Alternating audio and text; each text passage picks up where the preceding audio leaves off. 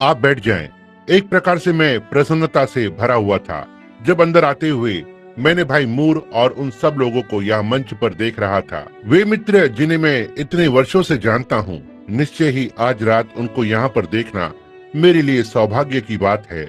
ऐसे धार्मिक विद्वानों के सामने खड़े होकर बोलने में मैं अपने आप को छोटा अनुभव करता हूँ, और हो सकता है मैं जहाँ पर गलती करूँगा तो वे मेरा सुधार कर देंगे। मैं ऐसी ही आशा करता हूँ। आज रात यहाँ कुछ विशेष लोग बहन रोज को देखकर हम प्रसन्न हैं। हम नीचे आ रहे थे। मैं भाई शोरेश और उनके सहायक के साथ आज दोपहर के भोजन पर था, और मार्ग में चलते हुए भाई विलियम ने बताया कि बहन रोज काफी बीमार हैं, और तब हम उन्हें देखने को थोड़ी देर के लिए गए और घुटने टेके, और उनको तेज बुखार था और काफी बीमार थी। कुछ शब्दों की प्रार्थना की और प्रभु हमसे बोला और कहा कि वो ठीक हो जाएगी। कहा कल रात को वो वहाँ पर होगी, वे कहते हैं, और आज रात वो यहाँ बैठी है। ये ठीक है। बहन रोज, आप 1 मिनट के लिए खड़ी हो जाएं ताकि सब, ये तो बिल्कुल बिस्तर से लगी हुई थी। हम प्रभु का धन्यवाद करते हैं। उसने कहा, उस शैतान ने तो मुझे इस तरह से तंग किया, यहाँ आते समय भी इससे मुझे कुछ हानि हुई थी, जो कुछ गले और इत्यादि बीमारी की थी, परंतु प्रभु उन्हें यहाँ इन हालातों में भी ले आया। इसलिए हम प्रसन्न हैं, प्रिय प्रभु का धन्यवाद कर रहे हैं। अब हमारा बहुत ही सुंदर समय चल रहा है, और कल रात को हम वहाँ रमदा में होंगे। और अब भूलिएगा नहीं, ये कल रात यहाँ नहीं होगा, ये रमदा में होगा, और अगली रात से बेदारी की सभा या कन्वेंशन आरंभ होगा, और मेरे साथ एक और रात रहना है। आप समझते हैं, पिछली रात मैं अपने विषय क्रम से अलग निकल गया। मैंने वर्ष के आरंभ में अपने आप से प्रतिज्ञा की थी कि मैं बस संदेशों को 3 या 4-5 घंटों से कम करके 30-40 मिनट में पूरा करने का यत्न करूंगा। और जैसा कि मैंने आपको कल रात बताया कि मेरी पत्नी ने रविवार के लिए कुछ टिप्पणी की कि मैंने बहुत ही अच्छा किया, सो इसके बाद मुझे कल रात भी वैसा ही करना था, और समय में गड़बड़ हो गई, और 30 मिनट के स्थान पर मैंने 55 मिनट पिछली रात लगाए। आज रात आते हुए बिल्ली ने कहा कि आप किस विषय पर बोलने जा रहे हैं। मैंने कहा कि मैंने कुछ छोटे नोट लिख लिए हैं और कुछ वचन के पद हैं।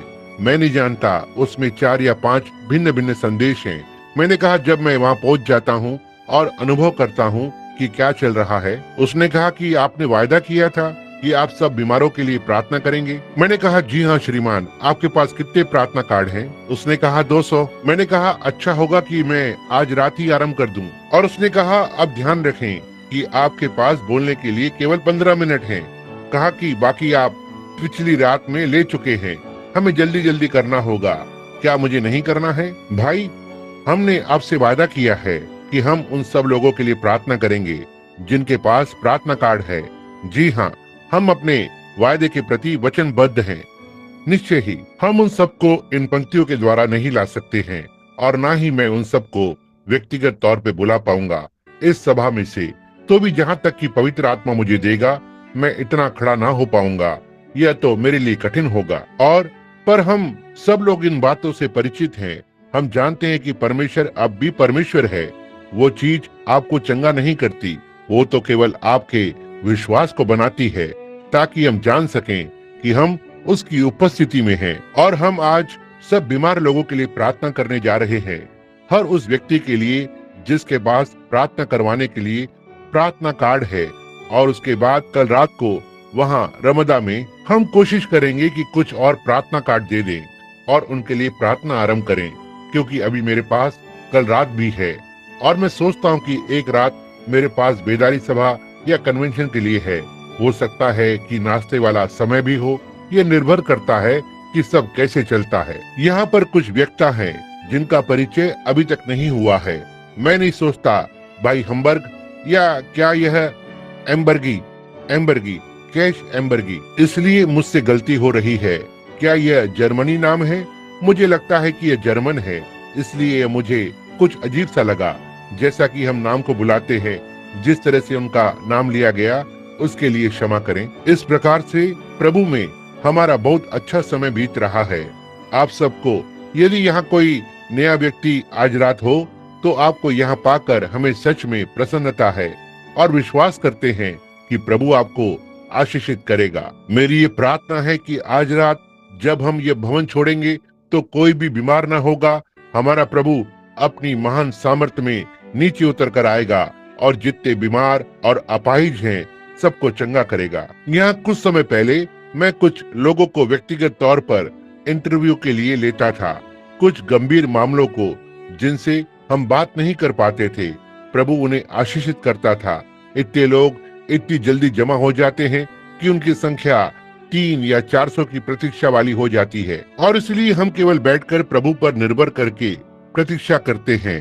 हो सकता है इतने समय में आपको शायद 1 या 2 वर्ष रुकना पड़े। इसलिए इसमें आने के लिए देखो बस सभाओं के बीच में, ताकि उन्हें इंटरव्यू पर ले जाएं और हम बस बैठकर और प्रभु पर रुके रहेंगे जब तक वो हमें ठीक ठीक न बताए कि कौन सा मामला है। इसमें कोई संदेह नहीं कि आज रात भी बहुत से लोग यहाँ बैठे हैं जिनका विशेष इंटरव्यू होना है। क्या यहाँ है जिनका विशेष इंटरव्यू है? वो जरा अपना हाथ उठाएं। जी हाँ, यहाँ बैठे हैं और जानते हैं कि यह ठीक है। हम केवल प्रभु की प्रतीक्षा करते हैं कि वो क्या कहता है और क्या समस्या है। और कुछ समय पहले हमने ये बंद कर दिया था। मैंने बिल्ली से कहा था कि अब हम लोगों का निजी इंटरव्यू नहीं कर सकेंगे। देखिए, मैंने अभी अभी 2 बार 25 पार कर लिया है और तीसरे की ओर बढ़ रहा हूँ। और जैसे जैसे आप उम्र में बढ़ते जाते हैं और आप ना ही अपने को जैसे पहले आप हुआ करते थे वैसा नहीं रख पाते हैं, आपके कदम छोटे हो जाते हैं। और ये सच है, भाई मूर इस विषय में अभी तक कुछ नहीं जानते। और मैं सोचता हूँ कि हम दोनों लगभग एक ही आयु के हैं। जब से आप और मैं और भाई ब्राउन यहाँ पर पहली बार यहाँ आए थे, तब से नदी का पानी काफी नीचे उतर गया है। भाई आउटलॉ और भाई ग्रासिया और भाई फुलर के साथ मुझे बहुत ही प्रसन्नता होगी यदि वे लोग भी आज रात यहाँ पर होंगे तो। भाई ग्रासिया, भाई फुलर, भाई आउटलॉ, क्या यहाँ वो लोग हैं? यदि आप यहाँ हैं तो अपने हाथ उठाइएगा। जी हाँ, वह रहे भाई फुलर।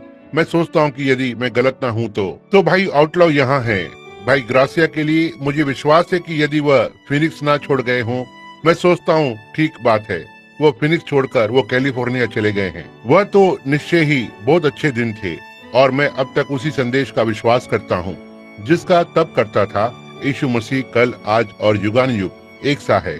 मेरा अनुमान है कि यह लगभग जब की बात है जब बेकी छोटी थी, लगभग 19 वर्ष की, और अब वो 19 वर्ष की लड़की एक बड़ी वृद्ध, मोटी और बेडोल की सी यहीं कहीं बैठी हुई है। बेकी, तुम कहाँ हो? इस बात के लिए वो मुझे छोड़ेगी नहीं। मैं याद करता हूँ कि मैं उसे गोदी में ले लेता था।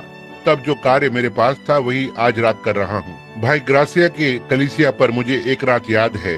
वह छोटी सी लड़की थी और मैंने कहा आज रात हमारी एक अंतर्राष्ट्रीय सभा है। मैंने कहा कि मैं स्पेनिश लोगों को संबोधित करूंगा और मैंने कहा यहाँ मेरी पत्नी जर्मन है। मैंने कहा मैं एक आयरिश व्यक्ति हूँ और मैंने कहा और मेरी छोटी लड़की इंडियन है और वो बेकी थी। इस प्रकार जब मैं पीछे के दरवाजे पर गया तो वहाँ एक छोटी सी मैक्सिकन लड़की खड़ी थी। बोली, भाई ब्रैनम। हाँ प्रिय, तुम क्या चाहती हो? बोली, क्या आप नहीं सोचते कि आपकी बच्ची इंडियन होने के नाते थोड़ी पीली है? उसके सुनहरे बाल हैं, समझे आप? और मैंने कहा अपने व्यवहार में वो इंडियन है। तो हम धन्यवादित हैं कि आज रात फिर से यहाँ हैं। अब इससे पहले हम वचन पर जाएं, हम उसके पास चलें, क्योंकि वो वचन है। जब वचन प्रकट होता है वो जो आप में है। जैसा कि पिछली रात हमने असंगत बीज पर सुना, क्या आपने प्रभु की आशीषों को सराहा? आप तक संदेश पहुँचाने को मैंने सराहा और हम देखते हैं कि बीज क्या होते हैं। अब क्या आज कोई विशेष निवेदन है? कुछ खास बात है क्या? हो सकता है आप में से कोई जो प्रार्थना की पंक्ति में आने वाले हैं, कहिए, परमेश्वर दयावान होना। जब मैं प्रार्थना के लिए लाइन में आता हूँ तो होने दीजिए कि मेरा विश्वास उन स्थितियों तक बढ़ जाए। और हो सकता है किसी का कोई प्रिय हो जो बीमार या कुछ और हो। क्या आप जरा अपना हाथ उठाएंगे ताकि परमेश्वर नीचे की ओर देखे और कहे, और यदि वह आप नहीं जानते कि जब मैं यह देखता हूँ तो मुझे कैसा लगता है, जब उनकी आवश्यकताओं को देखता हूँ। सेवक भाइयों, आप भी एक दृष्टि डालें, समझे? अब यदि यह मुझे ऐसा अनुभव होता है तो निश्चय हमारे पिता को कैसा लगता होगा, निश्चित रूप से। अब आइए हम प्रार्थना करें। प्रभु यीशु, आपके संपूर्ण पर्याप्त नाम के द्वारा हम आपके अनुग्रह के सिंहासन के पास आते हैं, क्योंकि मनुष्य जाति में और कोई दूसरा नाम नहीं दिया गया जिससे उद्धार हो। परंतु केवल यही प्रभु यीशु का नाम, और हम उसके नाम में होकर आ रहे हैं। और स्वर्गीय पिता, हम प्रार्थना करते हैं कि आप आज रात हमें अपने विश्वासी बच्चों की तरह ग्रहण करें और प्रभु हमारे अविश्वास को क्षमा करें। आज रात हमारी सहायता करें, जिससे कि हम अपनी आवश्यकता जिन चीजों की हमें है, परमेश्वर के पूरे वचन पर विश्वास करते हुए प्राप्त करें, उन सारी चीजों के लिए जिनकी हमें आवश्यकता है। आप जानते हैं कि इन उठे हुए हाथों के नीचे क्या है। बीमारियां हैं। इनमें से कुछ लोगों को घर की परेशानियां हैं, कुछ की आर्थिक परेशानियां हैं, कुछ इनमें से थके हैं। हो सकता है कुछ प्रभु में पिछड़ गए, कुछ पापी हैं। जो भी आवश्यकता हो, मुकाबले में आप किसी भी शत्रु से बढ़कर हैं। इसलिए हम आज रात प्रार्थना करते हैं कि हम जान लेंगे कि हमारा प्रत्येक शत्रु हारा हुआ है, यहाँ तक कि स्वयं मृत्यु भी, और उसमें हम जीवन से भी बढ़कर हैं, जिसने हमसे प्रेम किया और अपने आप को हमारे लिए दे दिया और हमें अपने लहू से धोया है। प्रभु, हम प्रार्थना करते हैं कि हर अविश्वास, हर शंका, हर निराशा, हर वो बात जो परमेश्वर को पसंद नहीं है, हमसे आज रात अलग हो जाएगी, कि पवित्र आत्मा सीधे हमारे हृदय में आ सके। ऐसा हो कि वो हमसे गुप्त रूप से बात करे। होने दे कि वो हमसे अपनी सामर्थ्य में बात करे। होने दे कि वे जो आत्मिक रूप से मर गए हैं जीवित हो जाएं। बीमारों और दुखितों का स्वास्थ्य लौट आए। निर्बल घुटनों और थके हुए हाथों को जो लटक गए हैं उठाकर खड़ा करें, और होने दे कि आनंद में समय हो। प्रभु, आज रात ऐसा होने दे कि जब हम इस स्थान को छोड़कर रमदान जाएं और वहां पर एक ऐसी बड़ी बेदारी सभा या कन्वेंशन का आरंभ करें जो कभी इस नगर में ना हुई। प्रभु, जब हम एक साथ जमा होकर प्रार्थना कर रहे हैं, आपने कहा है यदि वो लोग जो मेरे नाम के कहलाते हैं एक साथ एकत्र हों और प्रार्थना करें तो मैं स्वर्ग से उनकी सुनूंगा। और परमेश्वर, हम प्रार्थना करते हैं कि आज रात ऐसा ही हो। अब पिता, जब हम इन वचनों को पढ़ते हैं जिसे आपको छोड़ कोई और इसका अनुवाद नहीं कर सकता, आप अपना अनुवाद स्वयं करते हैं, और हम प्रार्थना करते हैं जो कुछ हम आज रात पढ़ते हैं आप ही उसका अर्थ बताएंगे। इसको हम यीशु के नाम में मांगते हैं, आमीन। अब यदि आप में से कोई इन वचन पदों पर निशान लगाना चाहते हैं जो ये सेवक पढ़ते हैं, और आज रात मैं चाहूंगा यदि आप मेरे साथ निकालें इफिसियों। और पिछले रविवार मैं इफिसियों पर बोल रहा था किस प्रकार से यहोशू की किताब पुराने नियम की इफिसियों की पुस्तक है, और किस प्रकार से यह छुटकारे की पुस्तक थी। और छुटकारे के दो भाग होते हैं, कहीं से बाहर निकलना और प्रवेश करना। पहले आपको बाहर आना है। कुछ लोग अपने साथ संसार लेकर आना चाहते हैं, परंतु आपको संसार में से निकलकर मसीह में प्रवेश करना है। आपको अविश्वास से निकलकर विश्वास में प्रवेश करना है। आपके मार्ग में एक चीज नहीं हो सकती। एक सच्चा मूल विश्वास पाने के लिए आपको हर वो बात जो परमेश्वर के वचन से भिन्न है पीछे छोड़नी होगी, ताकि विश्वास में प्रवेश कर सकें। और यह यहोशू की पुराने नियम की पुस्तक इफिसियों की पुस्तक थी, जहां मूसा व्यवस्था का प्रतिनिधित्व करता है और किसी को नहीं बचा सकता है, केवल अनुग्रह बचा सकता है। और यहाँ यहोशू यीशु शब्द के समान है, यहोवा बचाने वाला। और तब हम पाते हैं कि हम दूसरे इफिसियों के पास आ गए हैं। अब दूसरे इफिसियुस में हैं, जहाँ पर वो हमारे बुद्धि वाले संगठनों और इत्यादि और इस प्रकार के सारे पढ़ाई लिखाई के कार्यक्रम उस यर्दन पर आ गए हैं, ताकि हमें फिर से एक इफिसियों मिल सके। हमारा निर्गमन होना चाहिए कि हम बाहर निकलें और जाने के लिए रैप्चर में चले जाएं। अब आज रात हम इफिसियों के दूसरे अध्याय से पढ़ने जा रहे हैं।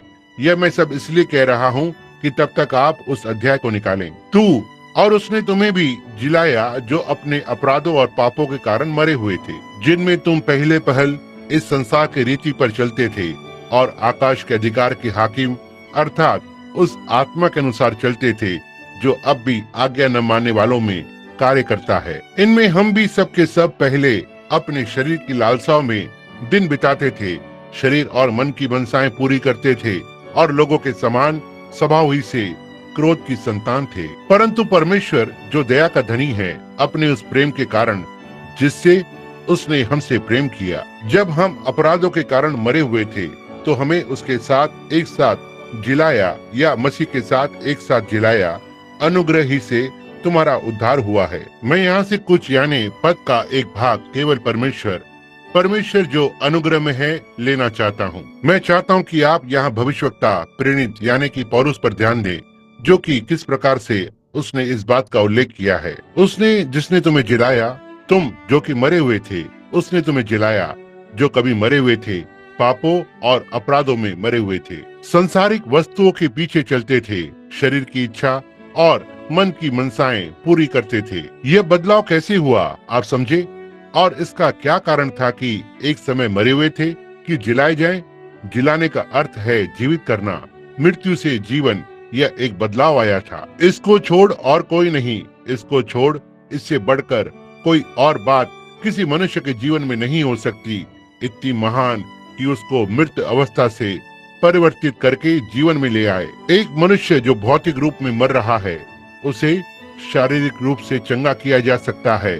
यह एक महान बात होगी, परंतु इससे महान क्या होगा जब वो आत्मिक रूप से मर गया हो और परमेश्वर ने उसे जीवन में जिला दिया हो। आप एक बार बीते समय में मरे हुए थे, आप मरे हुए थे। आज रात आप में से यहाँ बहुत से हैं, एक बार बीते समय को याद करें तो आपको मालूम पड़ेगा कि आप मरे हुए थे। परंतु आज आप रात मरे हुए क्यों नहीं हैं जैसे कि आप पहले थे। आप इसी योग्य थे क्योंकि आप पापी थे, परंतु परमेश्वर जो अनुग्रह में धनी है। यही वो बात है, परमेश्वर जो धनी था, यह सब वस्तुएं हमारे पास थी सिवाय परमेश्वर के जिसने की यह बदलाव उत्पन्न किया।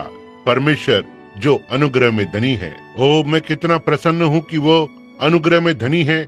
यदि वो केवल पैसों में धनी होता, यदि वो केवल वस्तुओं में धनी होता, जो कि वो है, परंतु तो भी महान बात यह है कि वो अनुग्रह में धनी है। ओह, ये कितना महान शब्द है। हम कैसे थे जब एक समय हम मरे हुए थे। एक रात हम इस विषय पर बोल रहे थे कि बीज को मरना ही है और हर वस्तु उस जीवांश के चारों ओर होती है, उसे मरना ही है। केवल मरना ही नहीं है, सड़ना भी है। यदि वो नहीं सड़ेगा तो वो जीवित नहीं रहेगा। और सड़ना पूरी तरह से समाप्त होना, वो समाप्त हो जाता है। और जब तक हम उस स्थान तक नहीं आ जाते जहाँ पर हमारी धारणा, हमारे विचार पूरी तरह से समाप्त नहीं हो जाते, हमारे अंदर से चले नहीं जाते, तब परमेश्वर का बीज हम में जीवित होने लगता है। अब मैं आपको एक छोटा सा सिद्धांत देता हूँ। मैं यहाँ बस थोड़ी सी शिक्षा को डाल सकता हूँ जो मैं नहीं। यदि आप इसका विश्वास नहीं करते हैं तो ठीक है, कोई बात नहीं। मैं इसे विश्वास करता हूँ। मैं विश्वास करता हूँ कि जब कोई व्यक्ति संसार में जन्म लेता है, यानी जब आप छोटे बच्चे होते हैं और संसार में जन्म लेते हैं, तो आप यहाँ परमेश्वर के पहले से जानी हुई इच्छा के बिना नहीं होते हैं, क्योंकि वह असीमित है और वो सब बातें जानता है। और जब वो छोटा बच्चा इस संसार में जन्म लेता है तो उस बच्चे में कुछ तो होता है। यदि वो कभी जीवन पाने वाला होता है तो उस बच्चे में कहीं थोड़ा सा कुछ तो होता है जो कि उसमें जल्दी या देर में आता है। वह छोटा बीज उसमें होता है। अब यदि आप वचनों में देखेंगे तो स्पष्ट दिखाई देगा। अब यदि आज रात हमारे पास अनंत जीवन है, यदि हमारे पास अनंत जीवन है तो यह हमेशा से था, क्योंकि अनंत जीवन का केवल एक ही रूप है, हमारे पास हमेशा से था। और इसका कारण कि यह हमारे पास था क्योंकि हम परमेश्वर के ही भाग हैं और केवल परमेश्वर ही ऐसा है जो कि अनंत है। और जिस प्रकार से मल्कीसेदेक ने अब्राहम से दशमांश प्राप्त किया और वह उसके परपोतों के पोतों लेवियों का भाग गिना गया, वह जो कि अभी अब्राहम के अंदर ही थे, उन्होंने अब्राहम के ही अंदर से जब वो मल्कीसेदेक से मिला दशमांश दिया। मैं इस विषय पर कहीं और प्रातः की सभा में बोलना चाहता हूँ। यह मल्कीसेदेक कौन है? अब इसे ध्यान दें। परमेश्वर पहले से ही जानता था कि यह बालक आ रहा है, वह सब कुछ जानता है। अब हम परमेश्वर के भाग हैं। आप हमेशा से थे, आपको याद नहीं है क्योंकि आप केवल परमेश्वर के अंदर गुण थे, आप केवल उसके विचारों में थे। आपका ही नाम यदि वह कभी जीवन की पुस्तक में था तो वहाँ संसार के रचने से पहले वहाँ था। वह जानता था कि आप क्या थे। मैं मत या सिद्धांतों में मिलावट करने के लिए यह नहीं कह रहा हूँ, परंतु सीधा स्पष्ट करने के लिए कह रहा हूँ, ताकि हम इस डर और भय से मुक्त हो जाएं। आप नहीं जानते हैं कि आप कौन हैं। आप परमेश्वर के पुत्र बनने नहीं जा रहे हैं, परंतु आप अब भी परमेश्वर के पुत्र हैं।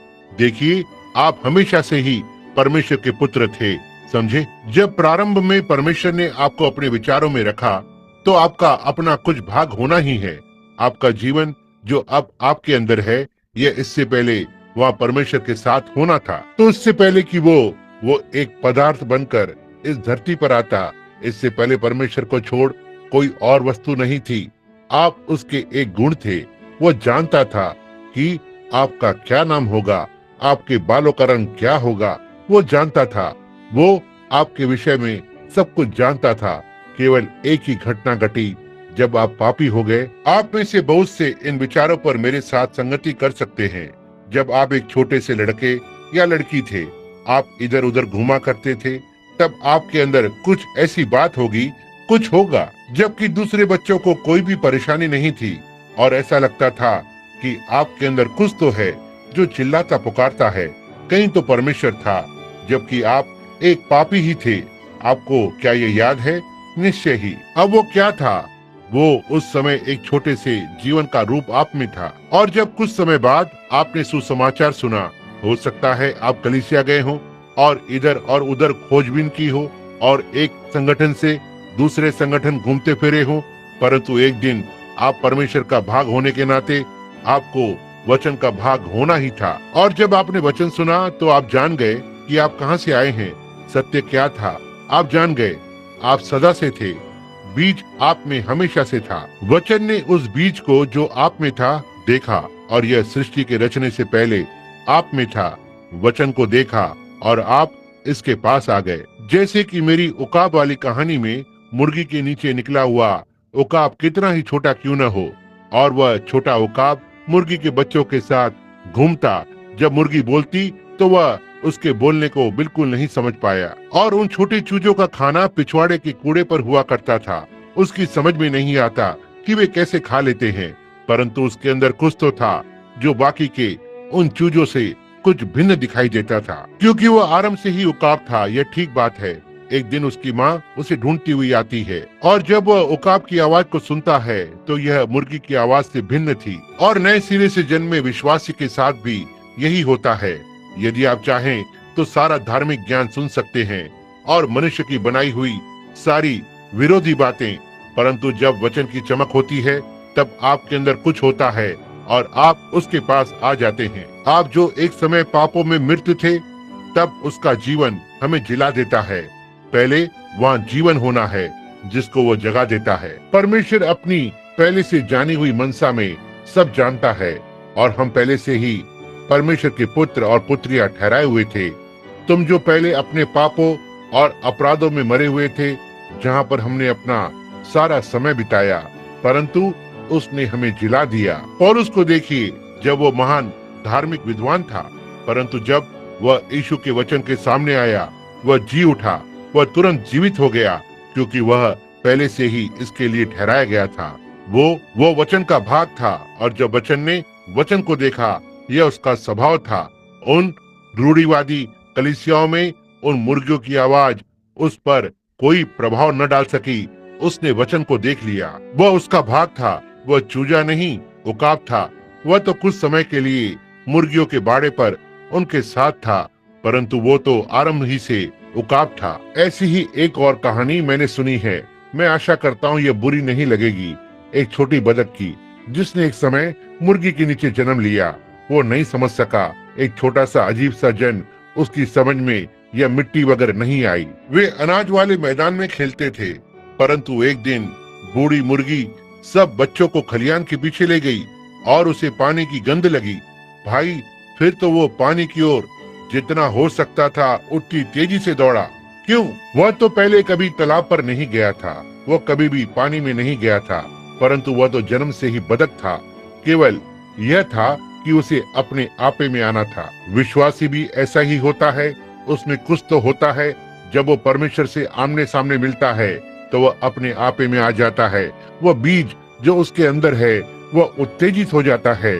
और भाई, यह तो बिल्कुल सत्य है। और वह संसार की वस्तुओं से दूर हट जाता है। वह उसके लिए मर जाती है। मैं याद करता हूँ कि हम सब में बीते दिनों में सांसारिक वस्तुओं का जीवन था, परंतु एक बार जब हमें मूल वस्तु मिल गई, वो चीज जिसने हमें जीवित कर दिया। एक छोटा बीज जब जीवित हुआ तब संसार की सारी वस्तुएं वहाँ बेकार हो गईं। हम में अब उन वस्तुओं के लिए कोई इच्छा न थी। वह जो परमेश्वर से उत्पन्न हुआ है वो पाप नहीं करता।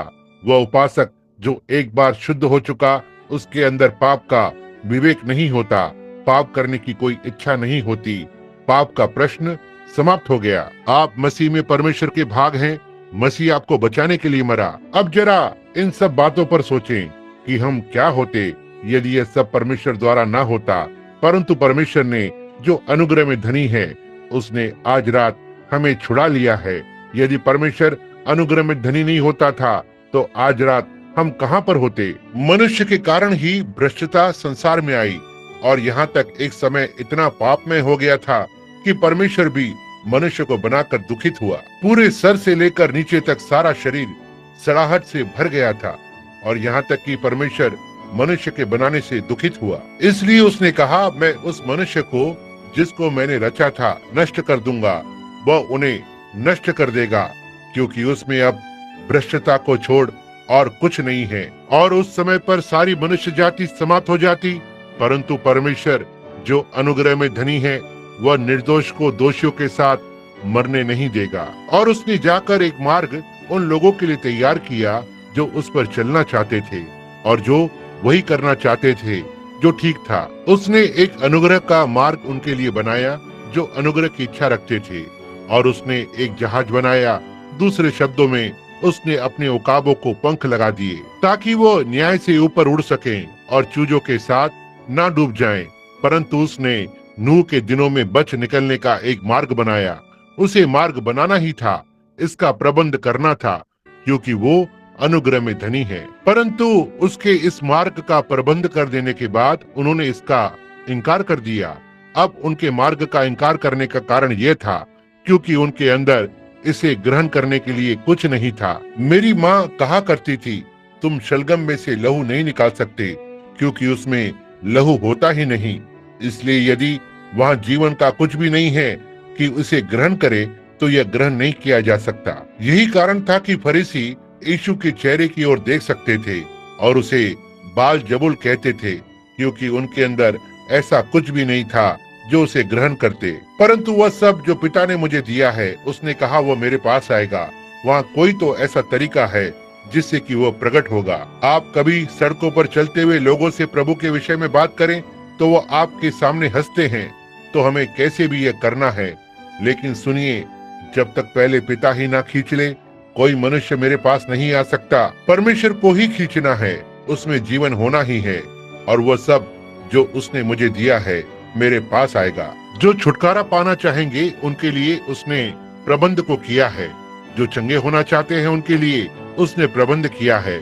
और यह क्योंकि उसने किया है, इससे वह अनुग्रह में धनी हो जाता है जैसा कि वो हमेशा से अनुग्रह में धनी था। यह होना ही है। यदि आप इसे नाकारते हैं तो फिर केवल न्याय के अलावा और कुछ नहीं बचता है, क्योंकि पाप का न्याय होना ही है। फिरौन जब नकल करने के लिए उस समुद्र पर पहुंचा, यह देखकर जैसे मूसा चला गया वह भी जा सकता है। ऐसा लगता था मूसा अपनी सेना के साथ और फिरौन अपनी सेना के साथ दोनों ही समुद्र में नष्ट हो जाएंगे।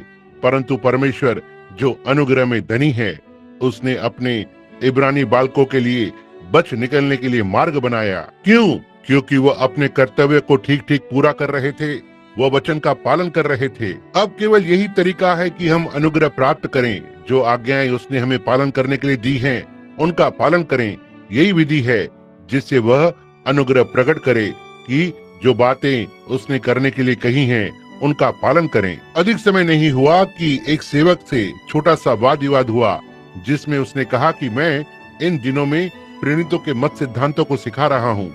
मेरे विश्वास में मैंने इस बारे में 1 या 2 रात बात की थी, या कभी कभी पहले बता चुका हूँ कि उसने कैसे कहा, तुम इस युग में प्रेरितों के सिद्धांत को लोगों के हृदय में डालने का यत्न कर रहे हो।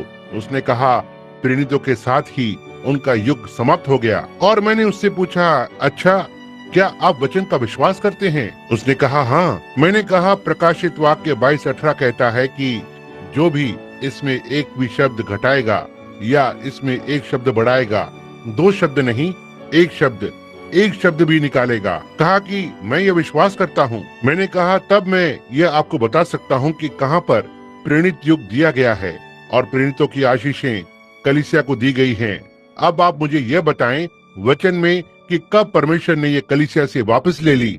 आप नहीं बता सकते, ये वहाँ है ही नहीं। मैंने कहा अब याद रहे कि पतरस जो पेंटिकॉस्ट के दिन वो प्रेरित युग का परिचय करवाने वाला बना और उसने सबको बताया कि पश्चाताप करें और पापों की क्षमा के लिए यीशु मसीह के नाम से बपतिस्मा लें और तुम पवित्र आत्मा का दान पाओगे, क्योंकि यह प्रतिज्ञा तुमसे और तुम्हारी संतानों और उन सब दूर दूर के लोगों के लिए है जिनको प्रभु हमारा परमेश्वर बुलाएगा। अब यदि आप किसी संगठन की मुर्गी की आवाज सुनना चाहते हैं और संसार की उन्हीं बातों में जीवित रहना चाहते हैं, तो इससे प्रकट हो जाएगा कि कुछ तो गड़बड़ है, क्योंकि यह तो वचन है, जो भी चाहे आ सकता है और यदि आप में इच्छा है तो आपको आना चाहिए, परंतु यदि आप में इच्छा नहीं है तो आपकी स्थिति शोचनीय है। परंतु यदि आप में इच्छा है कि आप आएं, तो आकर परमेश्वर के सिद्धांत का पालन करें और जो भी उसने प्रतिज्ञा की है उसे पूरा करने में वो कभी भी असमर्थ नहीं है। एक समय मैं युवक था और अब बूढ़ा हूँ। मैंने उसे उसके वचन में कभी भी असफल नहीं देखा, क्योंकि वह सब कुछ कर सकता है परंतु असफल नहीं होता, वो नाकामयाब नहीं हो सकता। परमेश्वर असफल नहीं हो सकता। परमेश्वर के लिए असंभव है कि वो असमर्थ रहे और परमेश्वर बना रहे। उसको तो यह करना ही है। फिरौन की सेना ने नकल करने की कोशिश की, क्योंकि वह बुलाए हुए नहीं थे और उनके अंदर वो जीवन नहीं था। फिरौन से कोई प्रतिज्ञा नहीं हुई थी, उसे प्रतिज्ञा के देश के लिए प्रतिज्ञा नहीं दी गई थी और नकल करने वाला विश्वासी के पीछे चल रहा है। वो केवल इसलिए बुलाया गया है कि ऐसा करने से हंसी का पात्र बने। हमारे धार्मिक तंत्र के साथ आज यही बात है। आज बहुत से लोग हैं जो पवित्र आत्मा की नकल उतारने का यत्न कर रहे हैं। बहुत से लोग बपतिस्मा की नकल कर रहे हैं। बहुत से लोग प्रेरितों के युग की नकल कर रहे हैं। यह तो विश्वासियों के लिए है और केवल उन्हीं के लिए। परमेश्वर अनुग्रह में धनी है। उसने यह मार्ग बनाया है कि उसके बालक नष्ट न हो। यह उसने उनके लिए मार्ग बनाया है। अब फिरौन जो पीछा करने की कोशिश कर रहा था, उसी पानी में डूब गया जिसने मूसा और उसके झुंड को बचाया। अब मूसा नहीं डूबा, क्योंकि परमेश्वर जो अनुग्रह में उन लोगों के लिए धनी है जो उसके बताए मार्ग पर चल रहे हैं। आमीन। आप देख सकते हैं मेरा क्या अर्थ है। आज रात वह लोग जो दिव्य चंगाई में विश्वास नहीं करते, वह लोग जो पवित्र आत्मा के बपतिस्मे में विश्वास नहीं करते, तो वह कैसे कुछ भी प्राप्त कर सकते हैं। परमेश्वर उनके लिए अनुग्रह में धनी है जो उसका अनुकरण करते हैं, न कि मत सिद्धांतों का परंतु परमेश्वर का। परमेश्वर वचन है और उसने शरीर बनकर और हमारे बीच में वास किया, ताकि वह अब हमारे सामने परमेश्वर की दूसरी विशेषता ला सके। वो शरीर यीशु परमेश्वर का शरीर था। एक विशेषता या गुण था। मूसा ने उसे निकलते हुए पीठ की ओर से देखा। किसी भी मनुष्य ने उसका मुख नहीं देखा, परंतु हमने उसे देखा है। हमने उसकी ओर एक बलिदान के रूप में निहारा है, ताका है। अब देखिए, वह परमेश्वर की एक विशेषता था जो कि वचन के रूप में प्रकट किया गया। यही वो था भी। और जब कोई विश्वासी परमेश्वर के पास आता है तो वह उसके वचन का गुण बन जाता है। वह उस समय के वचन की प्रतिज्ञा को प्रकट करता है। समझे, ये ठीक बात है। परमेश्वर जो अनुग्रह में धनी है, हमें बिना गवाही के नहीं छोड़ता। वो अनुग्रह में धनी है। अब हम पाते हैं कि परमेश्वर मूसा पर मृत सागर, मतलब वहाँ लाल सागर पर उस जगह इतना अनुग्रहकारी था। तब उसने यहाँ निर्गमन 19:4 में कहा, उसने कहा, मैं तुम्हें उकाब के पंखों पर अपने पास ले आया। उनको उकाब के पंखों पर लाया और आपको अपने में ले आया।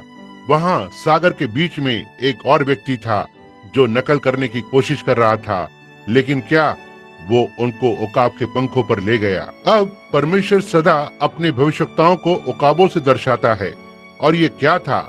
मूसा उसका संदेशवाहक था और वे मूसा के पीछे चल रहे थे, और यही उकाब के पंख थे जिस पर वो ले जाए गए थे, क्योंकि उसके पास परमेश्वर का संदेश था और लोगों ने उसका अनुकरण किया।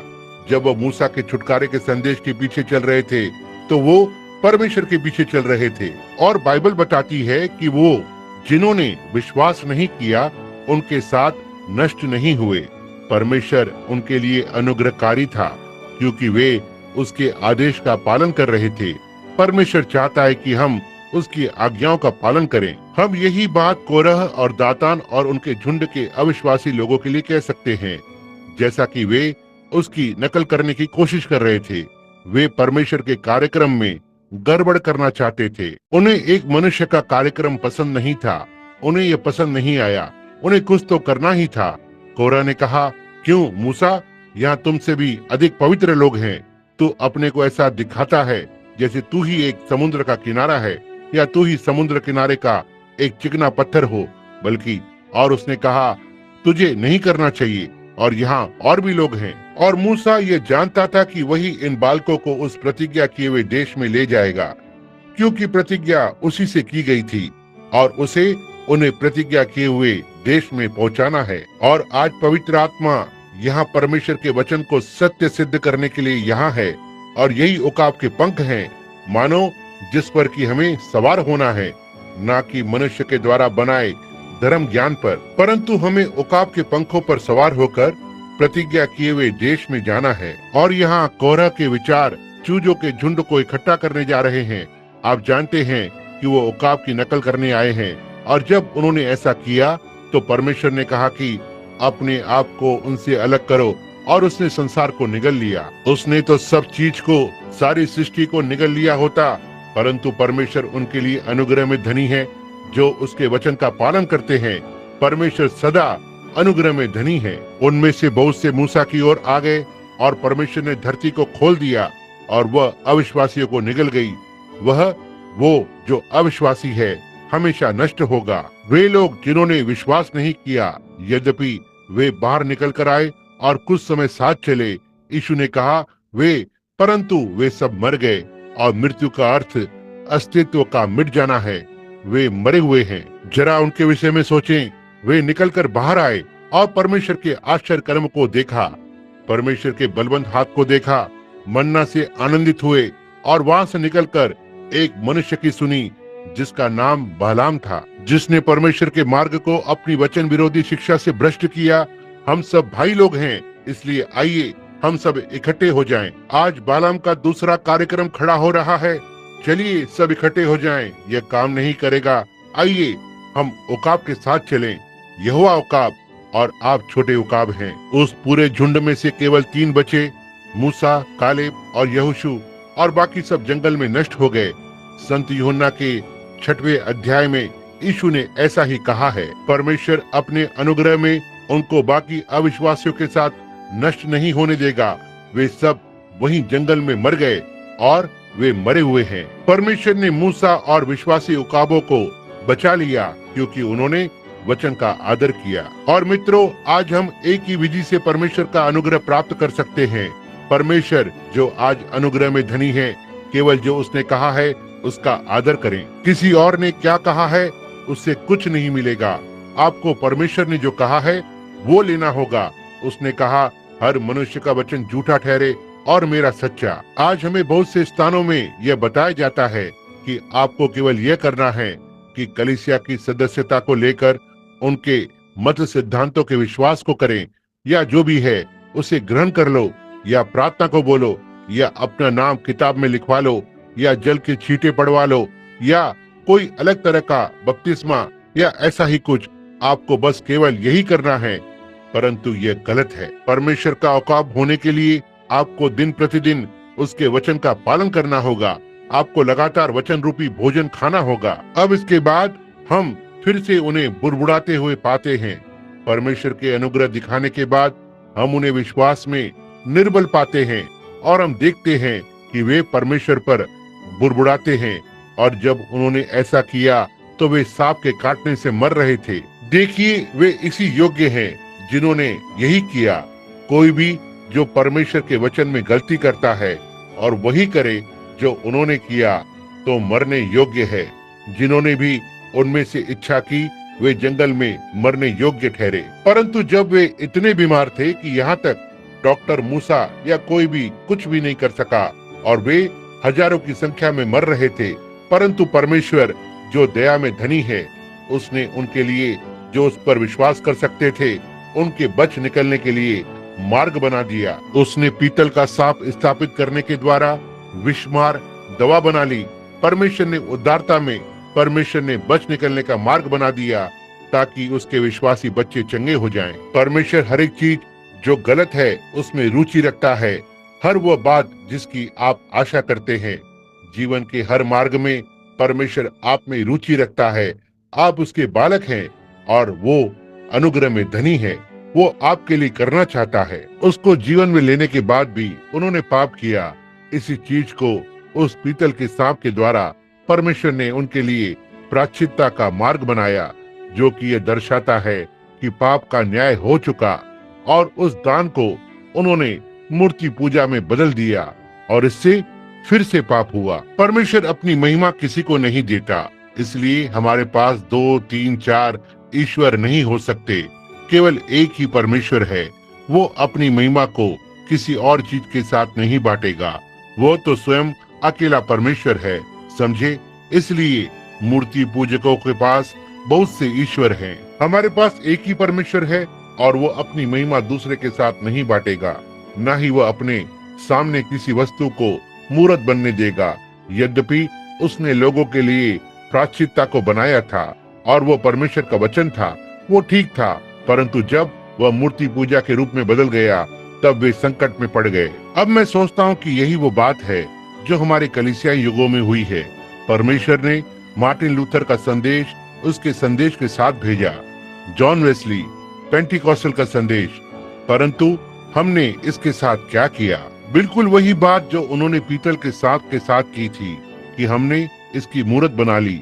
मैं इससे संबंधित हूँ, मैं उससे संबंधित हूँ। देखिए, आप किसी चीज से बिना सच्चाई के साथ संबंधित हैं, जो कि मूल वचन की ईश्वरीय आराधना से जुड़ा हुआ है। क्या हुआ बाइबल में? बाइबल हमें बताती है कि भविष्यवक्ता ने मूर्ति ली और उसे नष्ट कर दिया। हालेलुया। आज के दिन हमें किस बात की आवश्यकता है? यह कि भविष्यवक्ता उन संगठनों की मूर्तों को ध्वस्त कर दे जिस पर कि वे सोचते हैं कि हम अपने इन मतों या संगठनों से जिनसे संबंधित हैं, इनके द्वारा स्वर्ग को जाएंगे। आवश्यकता है कि उन्हें नष्ट कर दिया जाए, जला दिया जाए, फेंक दिया जाए। परमेश्वर अनुग्रह से परिपूर्ण है, वह अनुग्रह में धनी है। इन दिनों में जब हमारे सामने दुर्व्यवस्था का अंधकार चारों ओर है, परंतु परमेश्वर जो अनुग्रह में धनी है, उसने हमारे पास अपना सच्चा वास्तविक पवित्र आत्मा अपने खुद के अनुवाद के साथ भेजा है, जो कि इस समय आज रात इस भवन में है। परमेश्वर अपने अनुग्रह में धनी है। हम उसे कितना अद्भुत पाते हैं। जी हाँ श्रीमान, उन्होंने सोचा कि जो कुछ वे कर सकते थे कि केवल उस सांप के पास जाकर या उस वस्तु के जिसको परमेश्वर ने बनवाया था, जिसको मूसा ने बनाकर और एक खंबे पर लटकाया था, और वे चंगे हो सकते थे बिना किसी सच्चाई के। वे केवल खड़े होकर और उसे देखते थे और उन्होंने उसकी मूर्ति बना ली और परमेश्वर ने एक भविष्यवक्ता को भेजकर और उसे नष्ट कर दिया। अब जिन्होंने जंगल में उस सांप की ओर देखने से मना किया, वे नष्ट हो गए। परमेश्वर एक मार्ग बनाता है। यदि आप उसकी ओर देखने से मना करते हैं, यदि आप सड़क पार बैठकर अपने मत सिद्धांत को पकड़े बैठे रहेंगे और सीधे वचन में देखने से इनकार करेंगे कि यह ठीक है या नहीं, वे सब जिन्होंने देखने से इनकार किया नष्ट हो गए। और परमेश्वर ना बदलने वाला परमेश्वर है। उन सब ने जिन्होंने देखने से इनकार किया नष्ट हो गए। आज भी बिल्कुल ऐसा ही है। और जैसा उन्होंने हमेशा से किया, उन्होंने बाद में पाप किया और इसमें से उसकी मूर्त बना ली और उसे बनाया और एक उससे बिना हृदय की सच्चाई से चंगाई प्राप्त करने की कोशिश की। और वे किसी चीज से संबंधित थे और जिस प्रकार आज हम हैं। और तब हम इसमें भिन्नता देखते हैं, जो कि परमेश्वर का यह एक अच्छी प्रायश्चित्त थी और उस समय के लिए अच्छा चिन्ह था। उस समय ये ठीक था, परंतु यह केवल उस समय के लिए होना था, उस यात्रा के लिए था। वो केवल उस यात्रा में ही काम आने के लिए था। और वो संदेश जो मार्टिन लूथर धर्मी ठहराने का लाया था, वह लूथर युग के लिए ठीक था और जहाँ तक वो चला। पवित्रीकरण वेस्ली युग में ठीक था और वो जब तक चला। तब हम पेंटिकॉस्टल युग में आते हैं और वरदानों का वापस आना बहुत अच्छी बात है। वो उस युग में ठीक था, परंतु अब उस युग से आगे बढ़ रहे हैं। हम उससे आगे हैं, बस उतने ही निश्चित जैसे कि एक संसार है। हमें उन बातों से आगे बढ़ना है, क्योंकि हमने भी वही कार्य किया है जो उन्होंने पहले किया था।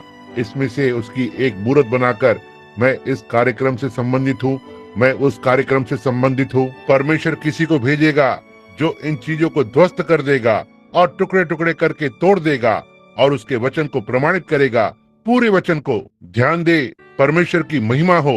अब हम देखते हैं कि ये सत्य है, परमेश्वर अपने अनुग्रह में धनी है। तब जब भविष्यवक्ता ने इसे नष्ट कर दिया, तब वे चंगाई और प्रायश्चित के लिए बिना चिन्ह के रह गए, क्योंकि उनकी मूरत नष्ट हो गई। परंतु परमेश्वर जो अनुग्रह में धनी है, उसने उनके लिए दूसरा बनाया। और उसने क्या किया? उसने मंदिर के पास तालाब में पानी को हिलाना आरंभ किया और बहुत से आकर उस पानी में उतरकर चंगे हुए। यीशु इसी तालाब के पास आया और एक मनुष्य को देखा जो वहाँ वर्षों से पड़ा हुआ था, पानी हिलने की प्रतीक्षा में था। देखिए, परमेश्वर जो अनुग्रह में धनी है। यद्यपि उन्होंने उसकी मूरत बना ली थी और भविष्यवक्ता को उसे नष्ट करना पड़ा था, परमेश्वर ने उनके लिए दूसरा रास्ता बनाया, क्योंकि वह दया में धनी था और वो उन्हें चंगा करना चाहता था, और उसने उनके लिए चंगाई के लिए मार्ग बनाया। अब यह इसी प्रकार चलता रहा। संसार और पापमय हो गया और समय बीतने के साथ और अधिक पापमय होता गया, और अंत में संसार इतना पापी हो गया कि परमेश्वर इसे नष्ट कर देता। तब मलाकी 4 में कहा, ऐसा न हो कि मैं आकर पृथ्वी को सत्यानाश करूं। वह ऐसा कर सकता था? यह एक प्रश्न है। परंतु तब परमेश्वर जो अनुग्रह में धनी है, उसने एक बचाने वाला भेजा, यीशु मसीह, और उसने यीशु को बचाने वाला और चंगा करने वाला दोनों करके भेजा। क्योंकि उसने कहा, जैसा मूसा ने जंगल में सांप को ऊंचे पर चढ़ाया, इसलिए मनुष्य का पुत्र भी ऊंचे पर चढ़ाया जाना चाहिए। उसी उद्देश्य के लिए वह जो कि प्रायश्चित्ता है, हम उस पर किसी और बात का दावा नहीं करते, केवल प्रायश्चित्ता का जो यीशु ने अपने लहू से खरीदा, हम उसी का दावा करते हैं। और बाइबल ने कहा है कि वो हमारे अपराधों के कारण घायल हुआ, वो हमारे अधर्म के कामों हेतु कुचला गया, हमारी ही शांति के लिए उस पर ताड़ना पड़ी, और उसके कोड़े खाने से हम लोग चंगे हो गए। यही है जिसका हम दावा कर सकते हैं, क्योंकि यही प्रायश्चित्ता है। इसी का हम जिम्मा लेते हैं, यही हमारे लिए आज्ञा दी गई है। परमेश्वर जो अनुग्रह में धनी है, क्योंकि वह स्वयं आया, इसलिए वो एक अनंत प्रायश्चित्ता होना ही था। परमेश्वर स्वयं पाप समान शरीर में आया ताकि एक अनंत प्रायश्चित्ता कराए, और शरीर में कष्ट उठाकर और प्रायश्चित्ता उपलब्ध करवाया, और पवित्र आत्मा के रूप में वापस आकर उस प्रायश्चित्ता को प्रमाणित किया, जिसको कि पीतल का सांप और हिलने वाला पानी नहीं कर सकते थे। ये सब सिद्ध प्रायश्चित्ता की ओर संकेत करते थे। परमेश्वर जो अनुग्रह में धनी है, उसने यह किया है। और आज जब हम इन दिनों में रह रहे हैं, हम इन कलीसिया युगों से आ रहे हैं, और इसके द्वारा सारी बातों की व्याख्या दी जा चुकी है। हमारे आज के धर्म ज्ञानियों ने उस भाग को खो दिया है। उन्होंने इन बातों को किन्हीं और दिनों और दूसरे युगों, कुछ और चीजों, पिछले समयों का बताकर व्याख्या की है, और दिव्य चंगाई को तो हटा ही दिया। और शायद ही कोई मिले जो इसका विश्वास करता हो। वो इसका उपहास बनाते हैं। 20 वर्ष से अधिक नहीं हुए हैं जब वे इसका मजाक उड़ा रहे थे, और पेंटिकॉस्टल प्रकट रूप में इससे अलग हो गए। उन्होंने प्रारंभ के दिनों में आरंभ किया, परंतु वे इससे अलग हो गए। और उन्होंने कैसे किया? वे संगठनों में मतवाले हो गए, अपने मत सिद्धांत बनाने के लिए भागते फिर रहे हैं, और वगैरह वगैरह। बजाय इसके कि ज्योति को ग्रहण करें, जबकि ज्योति आई है, वे संस्था में ढलकर और अपने अपने मत सिद्धांत बनाकर, हर एक ने अपना अपना सिद्धांत बना लिया है और उस सिद्धांत में रुका हुआ है। और तब उन्होंने इतना कुछ बनाकर अपना लिया कि पवित्र आत्मा कलीसिया में नहीं आ सकेगा, और वे एक और मूर्त पीतल के सांप के समान हो गए। वे एक मूर्ति पूजक हो गए। हर अनुयायी कहता है, मैं इससे संबंधित हूँ, मैं उसका सदस्य हूँ। यह मूर्ति पूजा थी। अंत के समय हम कितनी गड़बड़ी में थे, परंतु परमेश्वर जो अनुग्रह में धनी है, उसने पवित्र आत्मा फिर से हमारे ऊपर भेजा है, और प्रतिज्ञा अनुसार आज रात अपने वचन को प्रमाणित कर रहा है। वो करेगा। परमेश्वर ने प्रतिज्ञा की है कि वो इन चीजों को करेगा। देखिए उसने क्या किया, देखिए उसने क्या किया। अब हम देख सकते हैं उसने किस प्रकार से जो हर युग के लिए विशेष प्रतिज्ञा की, जो पूरी हुई, और हम ये पाते हैं कि बिल्कुल वैसा ही हुआ जो उसने कहा था कि वो करेगा, क्योंकि वह अनुग्रह में धनी है और वो अनुग्रह करता है कि जो प्रतिज्ञा उसने की है अपने हर वचन को पूरा करता है। उसे परमेश्वर बने रहने के लिए हमेशा करना ही है, वो हमेशा ये करता है। उसका वचन सदा अपने समय में घटित होता है, और उसका बीज जो उसने पृथ्वी में बोया है वो क्या करता है, वो यहाँ उसे वचन में रखता है और वही बीज है। और हर बार जब वो युग आता है तो वो बीज पक जाता है और तब सुधारक आगे आता है और उसने ये प्रतिज्ञा की है और इसे वही करता है। हम इन बातों के योग्य नहीं हैं, हम परमेश्वर की इन आशीषों के योग्य नहीं हैं, क्योंकि हम सांसारिक वस्तुओं के पीछे चले गए। हमने कैन वाली गलती की। कैन ने सुंदर वेदी बनाई और सुंदर कलीसिया बनाई और उसमें फूल रखे और सोचा कि यही था वो सेब का गुच्छा या नाशपाती का, अनार का, या जो कुछ भी ये था। उसके पिता और माता ने अदन की वाटिका में खाया, जिससे उन्हें बाहर निकलना पड़ा, और इस प्रकार उसने परमेश्वर को वापस समर्पित किया और परमेश्वर ने इसे नकार दिया। परंतु विश्वास से हाबिल ने कैन से उत्तम बलिदान परमेश्वर के लिए चढ़ाया। और आज बाइबल यहूदा की पत्री में कहती है कि वे कैन की सी चाल चले और कोरा की नाई विरोध करके नाश हुए। देखिए कैन की सी चाल चले, वेदियां बनाई, कलीसिया बनाए, संगठन बनाए, फूलों से सजाया, बड़े बहुत सारे सदस्य बनाए और बाकी के मुकाबले बहुत सी चीजें ले आए। जो कुछ भी चीजें साथ आई और उछल कूद करना या हाथ मिलाना या किसी विशेष विधि के बपतिस्मे लेकर आए थे या अन्य भाषाएं बोली या फर्श पर दौड़े, अपने नाम रजिस्टरों में लिखवाए, ये ठीक बात है। और उस मूल सत्य से फिर गए जिसे प्रचार करना था और उसका इनकार किया। ये ऐसे कैसे हो सकता है? ध्यान दें हम कैसी गड़बड़ी में हैं, ध्यान दें। और बाइबल कहती है वे बालाम की सी चाल चले और कोरा की नाई विरोध करके नाश हो गए, विरोध करके नाश हुए। कोरा ने क्या विरोध किया था? क्यों? तो क्या सोचता है? क्या केवल तू ही पवित्र जन है? क्यों? हम सब परमेश्वर के पवित्र जन हैं। पूरी कलीसिया सब कुछ है। हम सबको एक साथ मिलकर रहना चाहिए, हमें यही करना चाहिए। और यही इसी में वे नाश हो गए। हम सच में इसी योग्य हैं, हमें भी ऐसा ही होना था। परंतु परमेश्वर अनुग्रह में धनी है, उसने हमें इस दुर्व्यवस्था में से खींच लिया। और आइए हम इस चीज को वहां पहुंचने से पहले देखें। वह अनुग्रह में धनी है और उसने हमारे पास वापस दिव्य चंगाई की बेदारी भेजी है और परमेश्वर की सामर्थ फिर से वापस आ रही है। इतिहास के अनुसार कोई भी बेदारी 3 वर्षों से अधिक नहीं चली। यह बेदारी पिछले 15 वर्षों से चली आ रही है। यह दुनिया में जलती हुई आग की तरह फैल रही है। क्यों? क्या हम इसके योग्य हैं? परमेश्वर अपने अनुग्रह में धनी है, इसलिए नहीं कि हमने इसकी इच्छा की है या क्योंकि हम इसके योग्य हैं। थोड़ा सोचिए कि यह क्या हुआ है। मैं आपकी एक बहन जो कि यहाँ फिनिक्स में है, उसके विषय में सोचता हूँ। आप में से बहुत से जानते हैं श्रीमती हैटी वालड्रॉप, उसके हृदय में कैंसर था और वो यहाँ प्रार्थना पंक्ति में थी जब भाई मूर और मैं यहाँ 15 वर्ष पहले पहली बार आए थे, लगभग 15-18 वर्ष पहले। और वो हृदय के कैंसर से मर रही थी और बहन को बहुत पहले ही मर जाना था। परंतु परमेश्वर अपनी दया में धनी, उसमें अपनी सामर्थ उस पर भेजी और उसके जीवन को बचा लिया और वो आज जीवित है। परमेश्वर अनुग्रह में धनी है। अपशो कांग्रेसी एक महान व्यक्ति, मैं सोचता हूँ दक्षिणी बैप्टिस्ट बेदारी या कन्वेंशन के अध्यक्ष या उपाध्यक्ष रहे हैं या ऐसे ही कुछ एक समय में। उसने सब कुछ किया था, या उपाध्यक्ष या कुछ और, उसने सब किया था। वो अच्छा व्यक्ति था, वह जो भी जानता था वह सब कुछ उसने कर लिया था और वो हर डॉक्टर के पास गया था, उसके लिए कोई कुछ न कर सका। वो नीचे को झुक गया।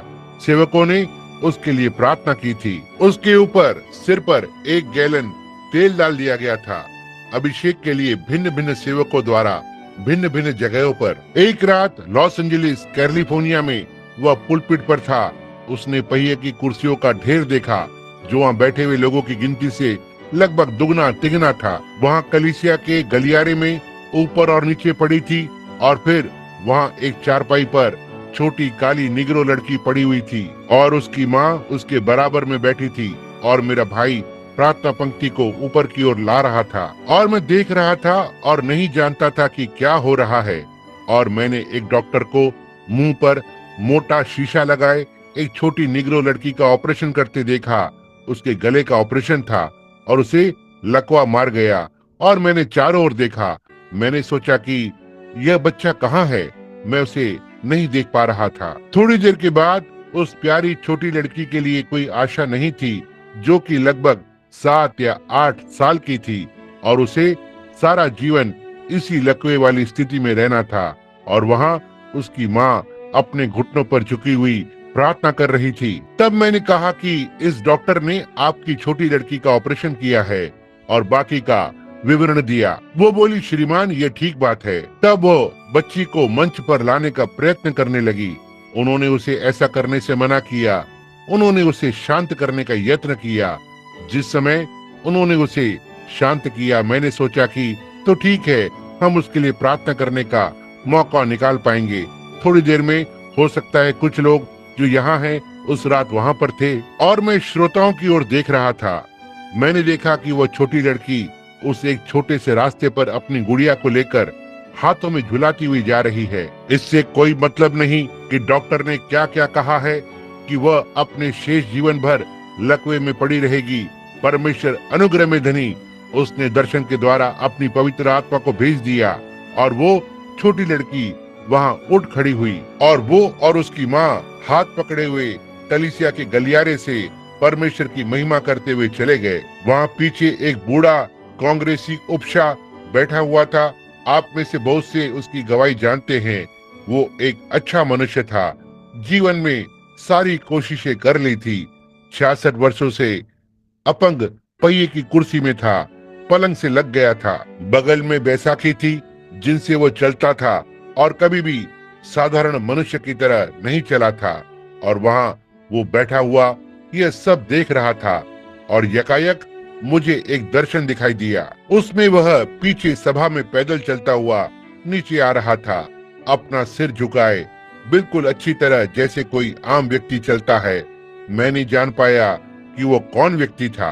मैंने कहा, वहाँ कोई महान व्यक्ति पीछे बैठा है। वह जब छोटा लड़का था गाड़ी में से चारा रखने के ढांचे पर गिर पड़ा था और उसकी कमर में चोट आई थी। उन्होंने फर्श में छेद कर दिए थे ताकि जब लोग चले तो उनकी पैरों की धमक उसकी कमर में ना महसूस हो। मैंने कहा, वो एक महान व्यक्ति बन गया और वो और महान होता गया और वो व्हाइट हाउस के महान लोगों में बैठा है। और एक आदमी ने आकर और मुझे बताया कि वो कांग्रेसी उपशा है। आपने क्या उसके विषय में सुना है? मैंने कहा, उसके विषय में कभी नहीं सुना। और उस व्यक्ति ने भागकर माइक को पीछे की ओर ले गया और वे वहाँ पीछे बात कर रहे थे। तब मैंने चारों ओर देखना आरंभ किया और मैंने देखा दर्शन में एक बूढ़ा कांग्रेस का आदमी मेरी ओर चलता हुआ आ रहा है, बिल्कुल सिद्ध साधारण चाल में जैसा वह चल सकता था। परमेश्वर जो अनुग्रह में धनी है, उसने उसे पहिए की कुर्सी में से खींच लिया और वो बिना बैसाखी के अपने मृत्यु के दिन तक चलता रहा। परमेश्वर अनुग्रह में धनी है। जब डॉक्टर असफल रहे, जब विज्ञान असफल हो गया, जब सब चीजें असफल हो गई थी, परमेश्वर उस कांग्रेसी मनुष्य उपशा के लिए अनुग्रह में धनी था। मैं अपने लिए ऐसे ही सोचता हूँ जैसे साधारण समझदार लड़का होता है। मुझे याद है जैसे कि लोग आज मुझे स्त्रियों से घृणा करने वाला कहते हैं। इसका कारण ये था क्योंकि जब मैं छोटा था मैंने स्त्रियों में बहुत ही अनैतिकता देखी, मुझे उनसे घृणा हो गई। और अब मैं वैसा नहीं करता क्योंकि मैं जानता हूँ उनमें बहुत सी अच्छी स्त्रियां भी हैं, परंतु मुझे याद है कि वे कितनी बुरी और अनैतिक थी। और मैंने सोचा जहाँ लोग होंगे मैं वहाँ नहीं जाऊंगा। मैं पढ़ा लिखा नहीं हूँ और इसलिए मैं वहाँ नहीं जाऊंगा। और वहाँ एक छोटा लड़का बिना कमीज पहने बैठा हुआ है। मेरे कोट में एक पिन लगी हुई है, इस प्रकार से सेफ्टी पिन लगी है और काफी गर्मी थी। और अध्यापिका ने कहा, विलियम क्या तुम्हें इस कोट में गर्मी नहीं लग रही है? मैंने कहा, नहीं महोदया, मुझे थोड़ी ठंड लग रही है। और उन्होंने मुझे चूल्हे के पास भेजकर उसमें कुछ और लकड़ियां डाल दी और मुझे ऐसा लगा कि मैं गर्मी से जल जाऊंगा। और पूरे ठंड में मेरे पास कमीज नहीं थी और मैंने सोचा यदि कभी मुझे इतने पैसे मिल जाएं, किसी समय मैं छोटी सी हो सकता है कि 30-30 की बंदूक खरीद सकूं, तो मैं पश्चिम की ओर निकल जाऊंगा और वहीं शिकार खेलकर अपना बाकी जीवन व्यतीत करूंगा। मैं लोगों से कुछ मतलब नहीं रखना चाहता था, बस अकेला रहना चाहता था, क्योंकि वे मुझे पसंद नहीं करते थे और मैं उनसे अलग रहना चाहता था। और फिर हर बार जब मैं शहर जाता और किसी को सड़क पर जाते देखकर जिसे मैं जानता था, तो मैं कहता, हेलो जॉन जिम, तुम कैसे हो? Oh hello. देखिए, वे मुझसे बात नहीं करना चाहते थे, कोई मतलब नहीं रखना चाहते थे। मेरे पापा के कारण और उनकी शराब के कारण ऐसा था, और मैंने ऐसा नहीं किया और ऐसा कुछ नहीं किया था कि मैं इस प्रकार का होता। परंतु अब कुछ समय पहले मैंने अपनी पत्नी से कहा था कि मेरी दीवारें बढ़िया बंदूकों से जो मैं खरीद सकता हूँ ढकी पड़ी हैं, और मैं उन पुराने गंदे कपड़ों के लिए सोचता हूँ। आज रात मेरे पास 2 या 3 अच्छे सूट हैं और कोई मित्र नहीं। मुझे जंगल में छिपने की आवश्यकता नहीं है कि मैं लोगों से अलग रहूं। क्या बात है? यह क्या मेरे व्यक्तिगत के कारण है? क्या यह मेरी शिक्षा के कारण है? जी नहीं, परमेश्वर जो अनुग्रह में धनी है, उसने मुझे ऐसी दशा में देखा और उसने मुझे बचा लिया। मैं याद करता हूँ कि मैं अंधे व्यक्ति की तरह हाथ पकड़कर चलाया जाता था। मैं देख नहीं सकता था, मेरे सामने हर वस्तु धुंधली थी और मैं अपने बाकी के जीवन में अंधा ही होता। परंतु परमेश्वर अनुग्रह में धनी है, उसने मेरी दृष्टि वापस लौटा दी। मैं 55 वर्ष का बूढ़ा हूँ और अब तक मेरी दृष्टि अच्छी है। मैं अब केवल यही बात कह सकता हूँ, परमेश्वर अनुग्रह में धनी है। एक समय ऐसा था कि कलीसिया में चंगाई के लिए कोई प्रदान किया हुआ मार्ग नहीं था। वे एक थे, परंतु उन्होंने इसे अस्वीकार कर दिया। परंतु परमेश्वर जो अनुग्रह में धनी है, उसने उनके लिए दिव्य चंगाई का दान भेजा। वो पवित्र आत्मा है जो हमारे मध्य में चिन्हों के द्वारा वचन को प्रमाणित कर रहा है।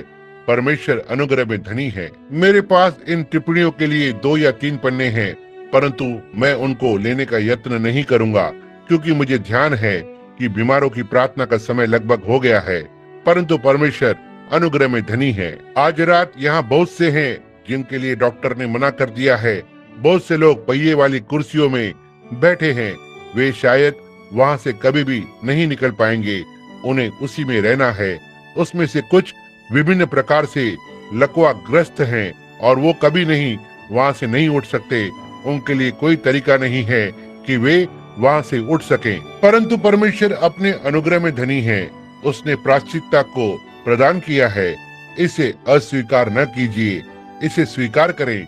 यहाँ एक व्यक्ति है जिसे हृदय रोग है, या लोग हैं जिन्हें कैंसर है, जिनके लिए डॉक्टर कुछ नहीं कर सकते हैं। आप आशा रहित और बिना सहायता के संसार में हैं, परंतु परमेश्वर अपने अनुग्रह में धनी है।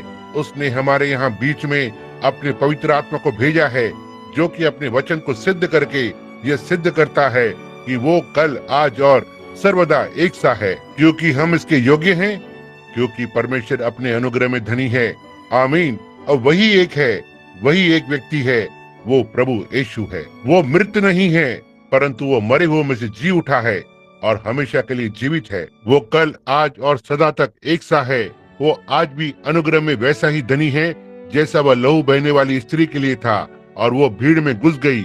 उसके लिए कोई आशा नहीं थी।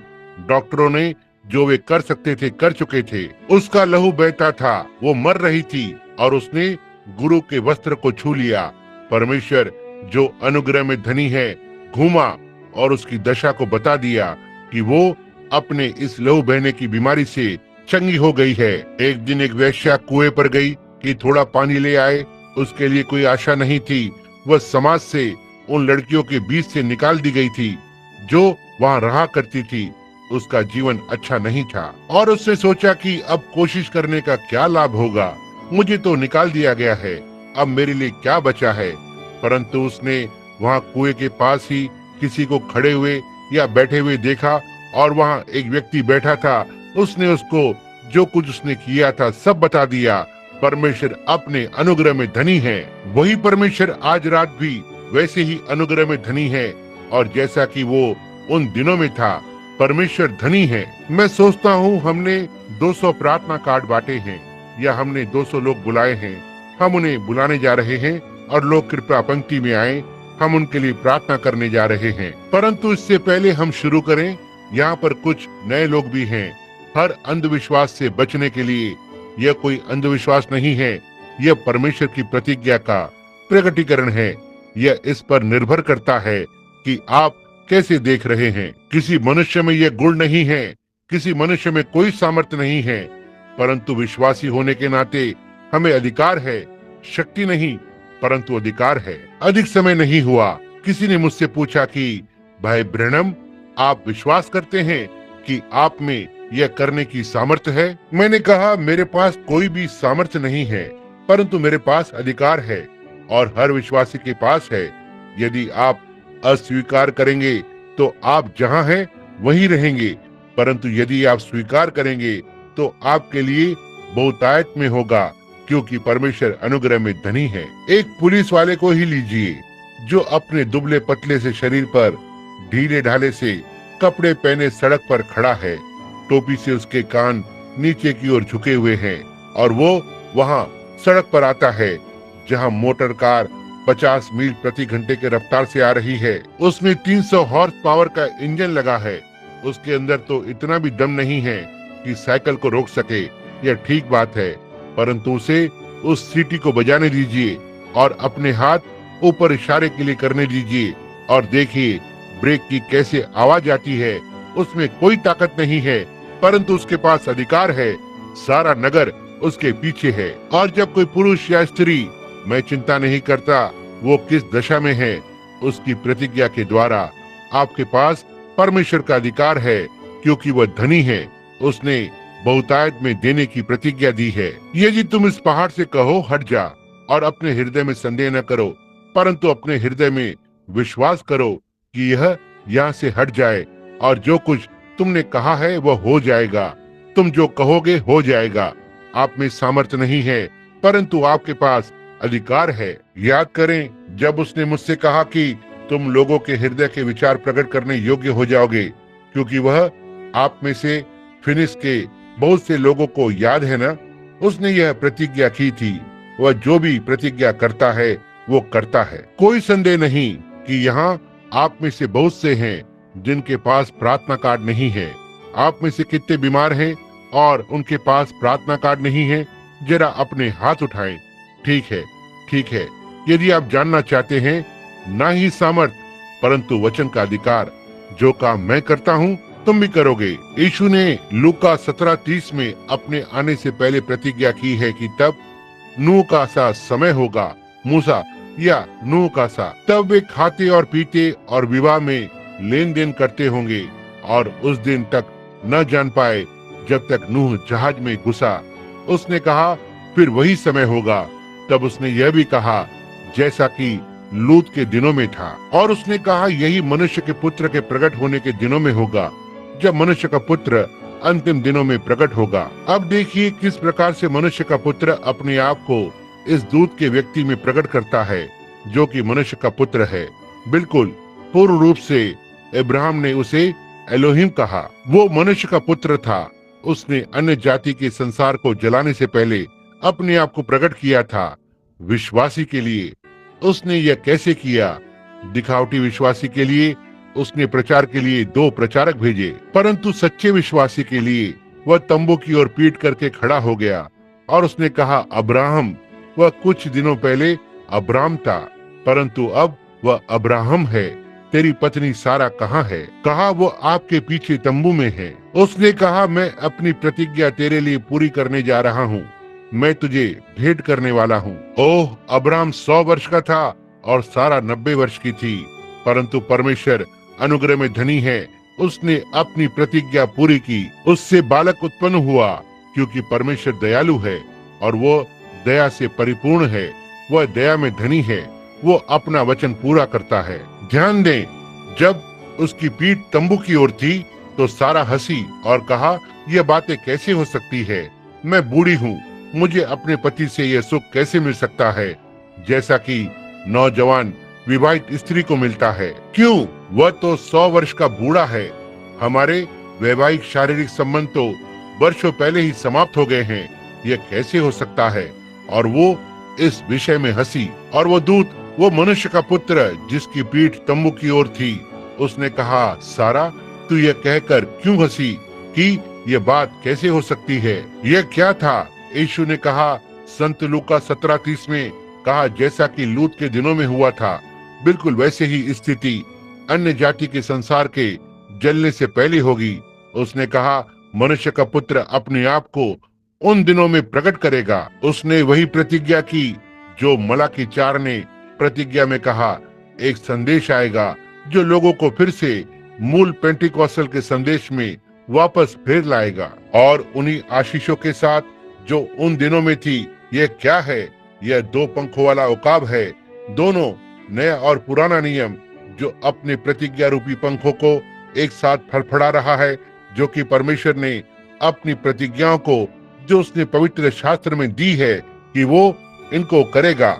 आमीन। परमेश्वर जो अनुग्रह में धनी है, वह अपने लोगों को इन संप्रदायों में नहीं जाने देगा जो कि सांसारिक वस्तुओं में धनी है। लौदकिया कलीसियाई काल, परंतु वह बच निकलने का रास्ता बना देगा। लोगों, इस बात का विश्वास करो। परमेश्वर तुम्हें आशीष दे। आमीन। परमेश्वर अनुग्रह में धनी है। परमेश्वर का अनुग्रह ही एक चीज है जिसकी मैं इच्छा करता हूँ, ना ही उसकी धार्मिकता, ना ही उसकी व्यवस्था, केवल उसका अनुग्रह है जो मैं मांगता हूँ। परमेश्वर मुझ पर अनुग्रह हो, हम सबकी यही कामना है। वहाँ एक स्त्री जो कुर्सियों के आखिर में बैठी है, मैं उसे देख रहा था। महिला, क्या आपके पास प्रार्थना कार्ड है? आपके पास नहीं है। मैं आपको दिखाना चाहता हूँ कि परमेश्वर अनुग्रह में धनी है। अभी थोड़ी देर तक पहले आप काफी परेशान थी, क्या नहीं थी? सच में बहुत ही बुरी तरह परेशान थी और आपकी आंखें बहुत खराब हो गई हैं। यह ठीक बात है ना? यह ठीक बात है। अब यह परिवर्तित होने जा रही है। परमेश्वर अनुग्रह में धनी है। मैं आपसे पूछना चाह रहा हूँ, यदि आप इसका विश्वास करती हैं, अब आपके पास कोई प्रार्थना कार्ड नहीं है, आपके पास कुछ भी नहीं है, लेकिन आपको इसकी आवश्यकता नहीं है। देखिए, यह परमेश्वर का अनुग्रह है जो आपको मिला है। यहाँ सामने एक छोटा नन्हा मुन्ना बालक बैठा है। एक प्रकार से यहाँ बैठा है, उसके शरीर पर कुछ मांस बढ़ गया जिससे वह पीड़ित है। यह अभी कुछ समय ही पहले हुआ है। श्रीमान, क्या यह बात ठीक नहीं है? यह ठीक बात है कि आप नहीं जानते कि यह क्या है। आप इससे घबराए हुए हैं। यह ठीक बात है। यह चोट लगने के कारण से हुआ है। क्या ऐसा नहीं था? क्या आपके पास प्रार्थना कार्ड है? आपके पास कोई प्रार्थना कार्ड नहीं है। आपको इसकी आवश्यकता नहीं है। परमेश्वर अनुग्रह में धनी है। ओ भाइयों बहनों, परमेश्वर पर विश्वास कीजिए, उस पर संदेह न कीजिए, उस पर विश्वास कीजिए। यह ठीक है। यहाँ एक व्यक्ति सिलेटी सूट पर चश्मा लगाए बैठा है। श्रीमान, इधर देखिए। आप विश्वास करते हैं? परमेश्वर अनुग्रह में धनी है।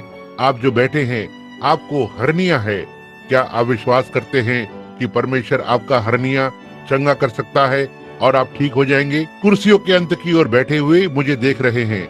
यदि आप विश्वास करें कि परमेश्वर आपका हर्निया चंगा कर सकता है, यदि आप ग्रहण करें तो परमेश्वर आपके लिए कर देगा। क्या आप विश्वास करते हैं? क्या आप इसे ग्रहण करेंगे?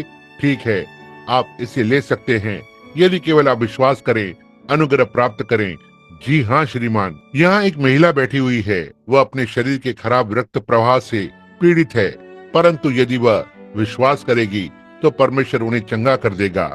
यदि वह इसका विश्वास करेगी, मुझे लगता है इसमें चूक जाएगी। यह बिल्कुल सत्य है। मेरी प्रार्थना है, प्रभु दया करे। जैसा कि मैं स्पष्ट महिला को बेहोशी में देखता हूँ, इन महिला का नाम श्रीमती रिले है। क्या आप विश्वास करती है कि परमेश्वर उस खराब खून के दौरे को चंगा कर सकता है यदि आप इसे ग्रहण करेंगी? आमीन। केवल विश्वास कीजिए। परमेश्वर बहुत अच्छा है। वह अच्छा है निष्ठेला। जी हाँ, यह ठीक है। मैंने इस महिला को अपने जीवन में कभी नहीं देखा, परंतु परमेश्वर अपने अनुग्रह में। यहाँ पर एक दूसरी महिला पीछे बैठी है, वहाँ पीछे की ओर, और मुझे देख रही है। उसे भी खराब रक्त प्रवाह है। वह उस समय इस विषय पर सोच रही थी। मैंने इस महिला को अपने जीवन में कभी नहीं देखा है, क्योंकि उस महिला को भी यही समस्या थी। मेरी ओर देखिए, क्या मेरा आप विश्वास करती हैं कि मैं परमेश्वर का भविष्यवक्ता या सेवक हूँ? आपको हृदय रोग भी है? यदि यह ठीक है तो अपना हाथ ऊपर उठाएं। इस समय यह आपको नहीं है। परमेश्वर जो अपने अनुग्रह में धनी है, इसे पहले से दिखा रहा है कि वह जीवित यहाँ आज रात इस भवन में है। परमेश्वर अपने अनुग्रह में धनी है। आमीन। यहाँ पर हो सकता है जितने भी पापी और पिछड़े हुए हैं, खड़े होकर और कहें, परमेश्वर तू जो अपने अनुग्रह में धनी है, मुझ पर दया कर। अपने पैरों पर खड़े हो जाएं। मैं आपके लिए प्रार्थना करूंगा। यदि आप विश्वास करें कि वह चाहता है कि आप पर अनुग्रह करे। परमेश्वर आपको आशीष दे। परमेश्वर आपको आशीष दे। परमेश्वर आपको आशीष दे। आपको जो पिछड़ गए हैं, अपने पैरों पर खड़े हो जाएं। परमेश्वर अपने अनुग्रह में धनी है। क्या आप ये बात ठीक है कि इस स्थिति में आप अभी तक इतने शून्य नहीं हुए हैं कि आप इस समय की परमेश्वर की प्रतिज्ञा को ना देख सकें? यह सच है कि अभी आप अपने संगठन और दूसरी वस्तुओं में इतने नहीं बंध गए हैं कि आप यह न देख सकें कि इस समय की प्रतिज्ञा क्या है। परमेश्वर अनुग्रह में धनी है। आप चाहे जो भी थे, आप खड़े हुए। मैं आपके लिए 1 मिनट बाद प्रार्थना करने जा रहा हूँ। मैं आपके लिए एक रास्ता बनाना चाहता हूँ कि एक पूर्ण सुसमाचार की कलीसिया और एक मसीही बपतिस्मे से बपतिस्मा लें। परमेश्वर आपको पवित्र आत्मा देगा। क्या और कोई भी है जो अपने पैरों पर खड़े होकर और कहे, मैं चाहता हूं कि मुझे अपनी प्रार्थना में याद रखें। परमेश्वर अपने अनुग्रह में मुझे याद रखें। हो सकता है जैसा मुझे जीना चाहिए मैं नहीं जिया। महिला, परमेश्वर आपको आशीष दे और परमेश्वर आपको आशीष दे। परमेश्वर आपको आशीष दे। परमेश्वर आपको आशीष दे। परमेश्वर आपको आशीष दे। ये ठीक बात है। परमेश्वर तू जो अपने अनुग्रह में धनी है, मुझ पर अनुग्रह कर। बहन, परमेश्वर आपको आशीष दे। क्या वहाँ और कोई यहाँ पर है जो कहे, मैं खड़ा होऊंगा? मैं चाहता हूँ कि परमेश्वर जाने कि मैं अनुग्रह चाहता हूँ। मैंने अच्छा जीवन नहीं जिया। मैं कभी ऐसे कभी वैसे जिया। मैं कभी उठ गया और कभी नीचे चला गया, परंतु मैं उसका अनुग्रह चाहता हूँ। भाई, परमेश्वर आपको आशीष दे। कोई और कह रहा है, परमेश्वर अनुग्रह में धनी है। बहन, परमेश्वर आपको आशीष दे। बहन, परमेश्वर आपको आशीष दे। ये ठीक बात है। परमेश्वर अपने अनुग्रह में धनी है। परमेश्वर आपको भी आशीष दे। वहाँ पीछे, परमेश्वर आपको आशीष दे। परमेश्वर आपको देखता है। जरा अपने पैरों पर खड़े हो जाएं। आप कहते हैं, भाई ब्रैनम, क्या इससे कुछ लाभ होगा? बिल्कुल। खड़े होकर और देखिए कि कितना फर्क होता है। यदि आप अपने हृदय में वास्तव में सच्चे हैं, तो परमेश्वर अनुग्रह में धनी है। वो नहीं चाहता कि कोई नष्ट हो, परंतु हर एक प्रायश्चित करने के लिए आ सके। परमेश्वर अपने अनुग्रह में धनी है। ओ परमेश्वर, हम पर अनुग्रह कर। आप में से अब ऐसे कितने हैं जिनके पास वो प्रार्थना कार्ड है? वो क्या थे? ए और बी के, यही थे ना? ए और बी के। वे सब लोग जिनके पास प्रार्थना कार्ड ए है, वे इस ओर खड़े हो जाएं और प्रार्थना कार्ड बी वाले उनके पीछे खड़े हो जाएं। मुझे लगता है यदि कुछ सेवक जो मेरी सहायता करने की अपेक्षा करना चाह रहे हैं, यदि वे हैं और यहाँ आना चाहें, तो मुझे आपकी सहायता से प्रसन्नता होगी, क्योंकि हमें प्रार्थना करने में खुशी होगी। आपके साथ प्रार्थना करेंगे। बाइबल ने ये कहा, विश्वास करने वालों के ये चिन्ह होंगे। जी हाँ श्रीमान, मेरे नाम से वे दुष्ट आत्माओं को निकाल देंगे और वे नई नई भाषा बोलेंगे। क्या यह हमने किया है? हमारी नहीं, परंतु परमेश्वर की दया से, परमेश्वर के अनुग्रह से उसने अपने वचन को पूरा किया है।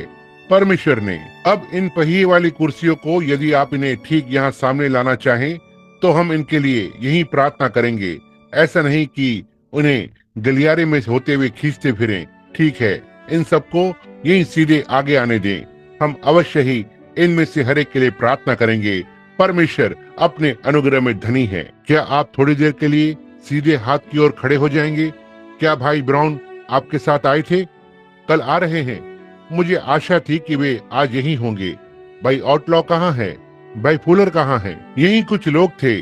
जब मैं यहाँ पहली बार आया था तो मेरे साथ थे। चलिए पीछे चलें। आपको याद है वो पुरानी तरह की प्रार्थनाओं की पंक्तियाँ, जब हम तब तक खड़े रहा करते थे जब तक आप लोगों को मुझे दोनों ओर से पकड़ना पड़ जाता था। मैं बहुत ही कमजोर हो जाता था। आप में से कितने लोग उन सभाओं में शुरू में थे इधर देखिए, आपको याद है पहले जब मैंने आपको बताया था कि प्रभु यीशु ने कहा है यदि मैं सच्चा रहूंगा तो ये सब होगा, ठीक है ना? हम उन दिनों में ऐसे नहीं थे, परंतु ये हुआ क्योंकि परमेश्वर उसके अनुग्रह में धनी है और अपनी प्रतिज्ञा में सच्चा है। आमीन। छोड़ने की कोशिश कर रहा हूँ और मैं नहीं कर सकता। आमीन। परमेश्वर की महिमा हो। हालेलुया। ओह, मैं बहुत प्रसन्न हूँ कि मैं उनमें से एक हूँ। आमीन। ओह प्रभु, यहाँ लगभग सभी जगह ऐसे लोग हैं जिनके हृदयों में अग्नि भड़की है, वही आग जो पेंटिकॉस्ट के दिन उतर आई थी, जिसने उन्हें शुद्ध किया और वे शुद्ध हुए। ओह, वो अब मेरे हृदय के भीतर जल रही है। ओह, उसके नाम को महिमा पहुँचे। मैं बहुत प्रसन्न हूँ कि मैं कह सकता हूँ कि मैं उनमें से एक हूँ। ओह, मैं एक अभागा, दरिद्र, निर्धन, अभागा, अंधा जैसा कि मैं था, और अब उसके अनुग्रह से, उसकी बहुतायत की दया से मैं आंखों से परमेश्वर के राज्य को देख सकता हूँ। आमीन। उसकी आज्ञाएं कितनी सुंदर है। मेरे भाई, अपनी बैसाखी पर सीधे खड़े हो जाएं। यदि आप नहीं उठ पा रहे हैं तो ठीक है, वहीं खड़े रहें।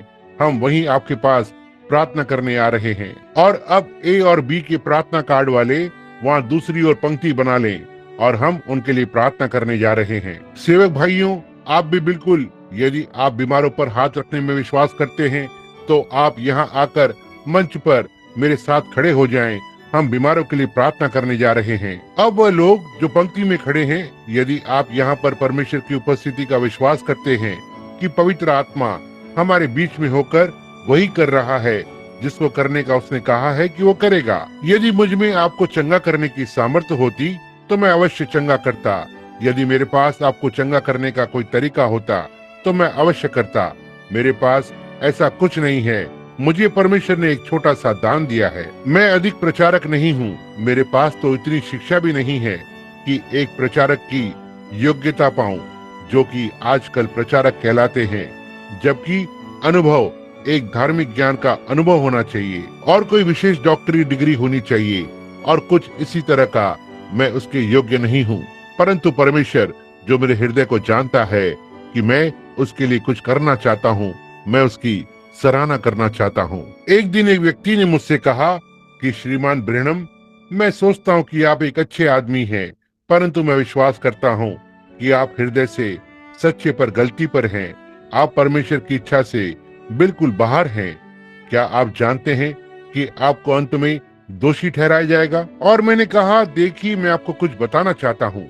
मैं ये कहना चाहता हूँ कि आपका वाद विवाद करने में आपका पूरा अधिकार है। आप जो कहना चाहें कहें।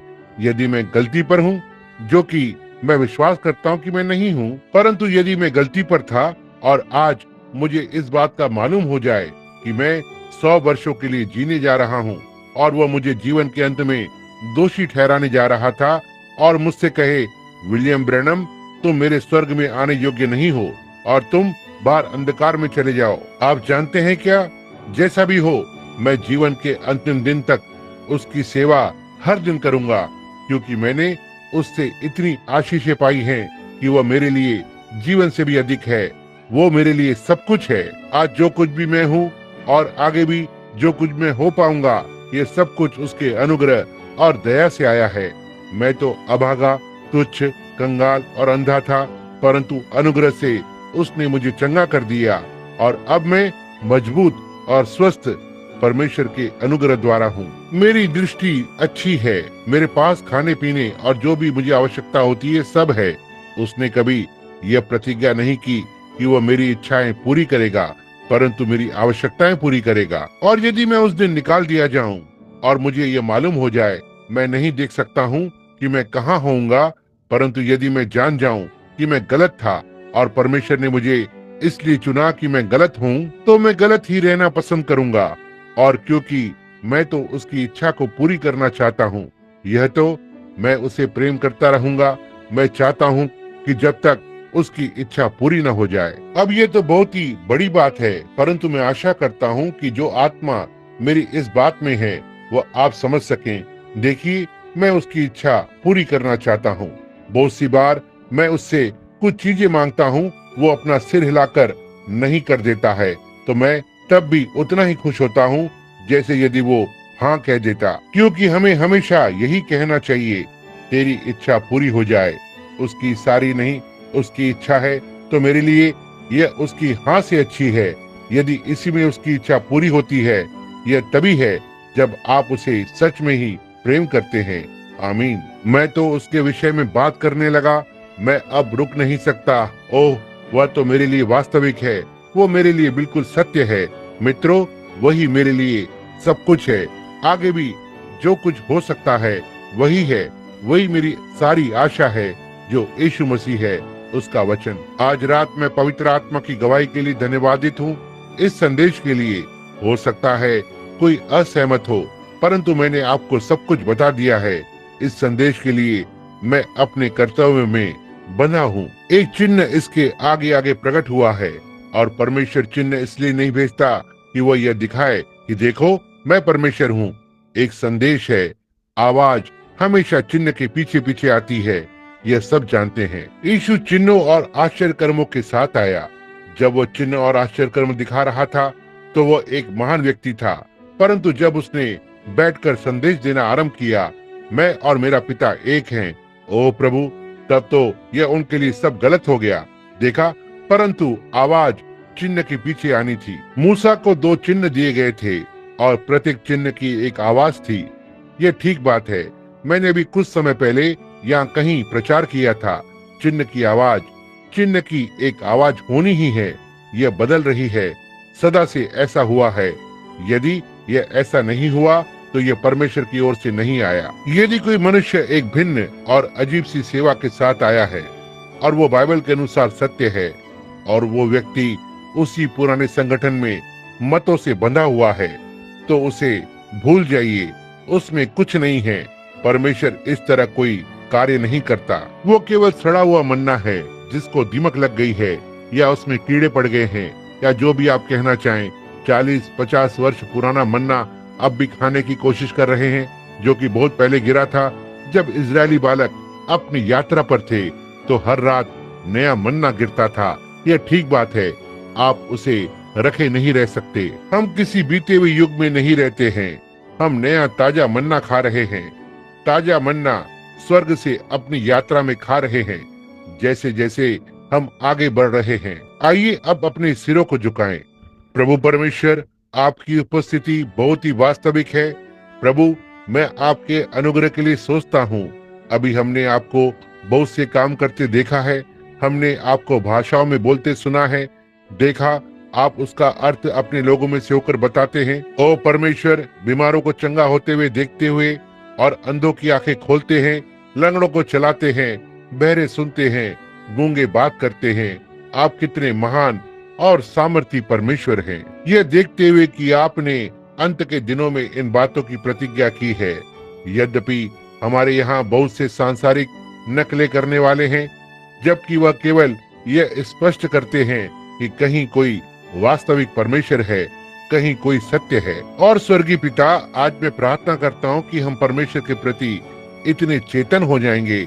हम देखते हैं कि आप यहाँ हैं, और ये लोग जो पंक्ति में हैं, जब वे इस पंक्ति में से होकर आते हैं, प्रभु, हम ये इसलिए कर रहे हैं क्योंकि हमने इनसे प्रतिज्ञा की है, और आपने कहा है विश्वास करने वालों के ये चिन्ह होंगे। यहाँ पर सेवक भागी लोग खड़े हैं। इन व्यक्तियों को आपने चुना है, संसार की सृष्टि करने से पहले चुना है, ताकि जो आज वे हैं वही हो। इससे पहले कि संसार था, आप जानते थे कि आज रात यह यहाँ पर खड़े होंगे, क्योंकि आप अनंत हैं। इसलिए हे स्वर्गीय पिता, आज रात हम प्रार्थना करते हैं, ये बीमार लोग जो कि अपंग, अंधे, लंगड़े, कैंसर ग्रस्त, चाहे जो भी हो, जब इस पंक्ति से निकलें, काश वे इस बात को अनुभव कर सके कि वही परमेश्वर जो हृदय के विचारों को जानता है उन्हें चंगा करेगा, यदि वे केवल इसे ग्रहण करें, केवल देखकर और समझें। वो व्यक्ति जो पीतल के सांप की ओर इस प्रकार देखता कि मानो जैसे यह पीतल का टुकड़ा याजक का है, जो वो कभी भी चंगा ना होता, क्योंकि उसके पास यह समझ नहीं थी कि वो क्या है। और प्रभु, आज भी ऐसा ही है। यदि वे दान की ओर देखते हैं और ये सोचते हैं कि इससे उनकी सहायता हो सकती है, तो उनके पास इसकी समझ नहीं है। यह तो केवल परमेश्वर की उपस्थिति का प्रकटीकरण है, जो कि यहाँ चंगा करने के लिए है। पिता, इसे ग्रहण करें, होने दे कि यह यीशु के नाम में हो, आमीन। मैं चाहता हूँ कोई जरा पियानो पर आए, यदि वह कोई पुरुष या स्त्री हो या जो कोई भी हो, वो आकर इस गाने को बजाए। वो महान वैद्य जो यहाँ पास में है, सहानुभूति प्रकट करता हुआ यीशु। यदि बहन बजाएंगी, जहाँ कहीं भी पियानो बजाने वाली बहन है, अब वह है। मुझे याद है मेरी आरंभ की एक चंगाई सभा में, जो फोर्ट वेन इंडियाना में हुई, एक सभ्य एमिश महिला पियानो पर वो महान वैद्य अब यहाँ पास में है, सहानुभूति से भरा यीशु बैठी हुई बजा रही थी। एक अपंग छोटा बच्चा मेरे पास मंच पर लाया गया था, और जब मैं उस बच्चे के लिए प्रार्थना कर रहा था तो वो मेरी बाहों में से कूदकर मंच से नीचे उतरकर भागा। उसकी माँ बेहोश हो गई।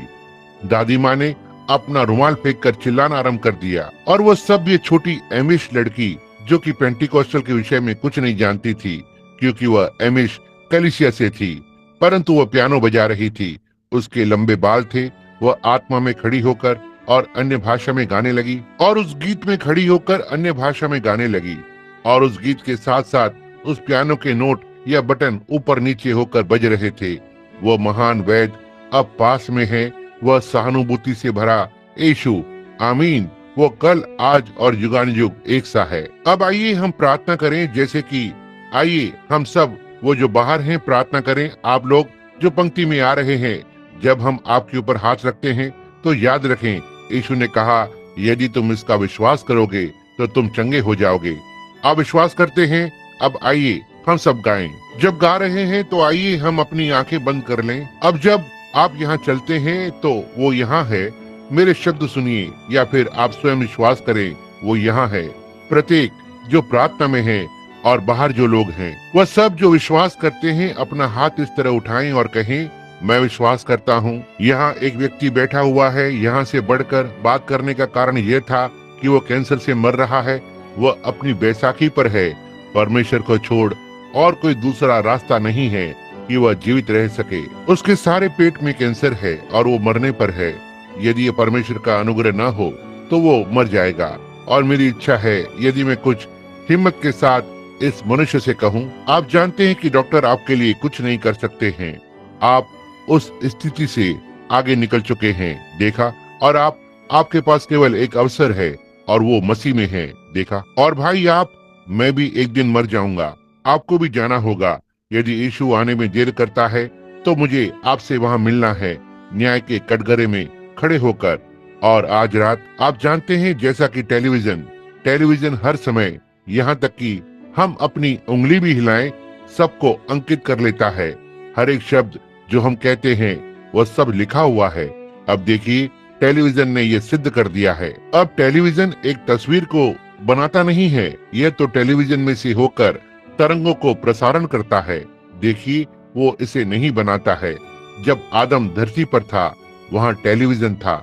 जब मूसा लाल सागर से होता हुआ निकला तो वहाँ टेलीविजन था। जब एलिया कारमेल पर्वत पर था तो वहाँ टेलीविजन था। देखो, परंतु यह तो इन्होंने बस अभी खोजा है, समझे। और अब चारों तरफ में हर काम, हर बात जो हम करते हैं, उसको वह अंकित करता है, और न्याय पर हमारी भेंट उससे होगी।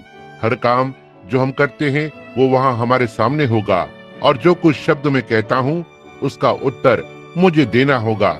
मैं आपसे एक सेवक होने के नाते कहता हूँ, मुझे तो ये करना ही है, क्योंकि इसके लिए परमेश्वर मुझे जिम्मेदार ठहराएगा। अब यदि मैं कर सकता तो मैं आपको चंगा कर देता, क्योंकि आपके पास थोड़ा समय है, यद्यपि परमेश्वर के लिए नहीं। अब मैंने नीचे आकर और आपके लिए जितना मैं जानता हूँ उससे प्रार्थना करूंगा। भाई, इस संसार में जो कुछ भी मैं इस व्यक्ति के लिए कर सकता हूँ वो मैं करूंगा, जो कि वहाँ इस स्थिति में बैठा हुआ है। और देखिए, मैं आपसे पूछ सकता हूँ कि आप पहले ही चंगे हो चुके हैं, क्योंकि यीशु ने कहा, तुम हो गए हो। देखा, उसके कोड़े खाने से हम चंगे हो गए। अब यदि आप अपने हृदय की गहराई से यह ग्रहण करते हैं कि आप नहीं मरेंगे परंतु आप जिएंगे। अब देखिए, हम जानते हैं कि वो टेलीविजन इस कमरे में से आ रहा है। हम ये जानते हैं, हम उसे नहीं देखते हैं, हम उसे नहीं देख सकते हैं। हमारी आंखें उस तरह नहीं बनी हैं, हमारी इंद्रियां उसे नहीं पकड़ सकती। उसके लिए बनी हुई ट्यूब चाहिए, या जो भी है या क्रिस्टल है जो कि उसे पकड़ सकता है। ऐसी ही परमेश्वर की उपस्थिति है। हम उसे नहीं देख सकते हैं, परंतु हम जानते हैं कि वो यहाँ पर है। यीशु मसीह ऐसा ही है। देखिए, वह अपने को केवल घोषित करता है। वह अपने आप से कैसे करता है? अब जहाँ तक चंगाई की बात है, यदि वो यहाँ पर अभी खड़ा है, वो आपके लिए इससे अधिक नहीं कर सकता। देखिए, कोई और चीज नहीं। यदि मनुष्य का पुत्र यहाँ पर खड़ा था, जो कि वह है, वो यहाँ पर है, परंतु वह भी आपके लिए इससे अधिक नहीं कर सकता, क्योंकि वह पहले ही अपने आप को यहाँ प्रमाणित कर चुका है, समझे? और वह इस समय यहाँ पर है, बिल्कुल वैसे ही आपको चंगा करने और स्वस्थ करने के लिए। और उस छोटी महिला ने मुझे बताया, कहा आपने आशीष मांगी और भविष्यवाणी की या जो कुछ भी उसके लिए किया कि उसे एक बालक मिले, जबकि वह पहिए वाली कुर्सी में बैठी थी और उसे मिला, उसे बालक उत्पन्न हुआ। और अब यहाँ पर एक छोटी महिला बैठी हुई है। अब उसके गले की बीमारी का ऑपरेशन हुआ था और उससे उसे लकवा मार गया। हमने अभी बहुत सी बातों को होते हुए देखा। अब छोटी बहन, मैं जानता हूँ कि आप एक सच्ची मसीही हैं। क्यों परमेश्वर ने आपको वहाँ पर बैठा कर रखा है, मैं नहीं जानता। मैं विश्वास करता हूँ, क्योंकि हो सकता है आप विश्वास प्राप्त करने का यत्न कर रही हैं कि आप वहाँ से उठकर निकल आएं। देखा, परंतु अब देखिए, हम इसके लिए कोशिश न करें। आइए हम अब इसे ले लें। देखिए, हम बस वहाँ होने जा रहे हैं। अब यह ठीक अभी आरंभ होने जा रहा है और हम चंगे होने वाले हैं। और आप लोग जो वहाँ कुर्सियों पर बैठे हैं, जहाँ कहीं भी, या आप जो भी हैं, केवल ये याद रखिए कि मसीह यहाँ उपस्थित है। अब आप कहिए कि यहाँ कोई है? क्या आपने मेरा चित्र यहाँ से होकर आते हुए देखा? ओह हाँ, यहाँ तक कि यीशु मसीह के वचन जो कि उसने यहाँ पृथ्वी पर रहते हुए बोले, इस स्थान में घूम रहे हैं। वे कभी नहीं मरते। आप में से कितने लोग जानते हैं कि यह वैज्ञानिक रीति से सत्य है? भाई, वो क्या है? तब आत्मा ने उस वचन को जो लिखे हुए थे लेकर और प्रकटीकरण में लाया। ओह महिमा हो, वो यहाँ पर है। वो प्रभु इस समय यहाँ है। हमने बहुत कुछ देखा है, उसने बहुत कुछ किया है, इतना तक कि हम एक प्रकार से, आप जानते हैं कि बस इस पर एक तरह से ठोकर खाते हैं। यदि हम यह अनुभव करें कि यह कोई काल्पनिक कथा नहीं, कोई धर्म ज्ञान की संज्ञा, परंतु उसकी प्रतिज्ञा का यह प्रमाण है कि वो इन दिनों में अपने आप को प्रकट करेगा।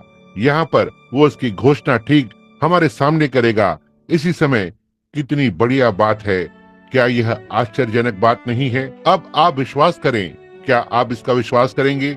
विश्वास करें कि आप नहीं मरेंगे, आप जीवित रहेंगे और आप परमेश्वर के नाम का आदर करेंगे। आप परमेश्वर का आदर करने जा रहे हैं।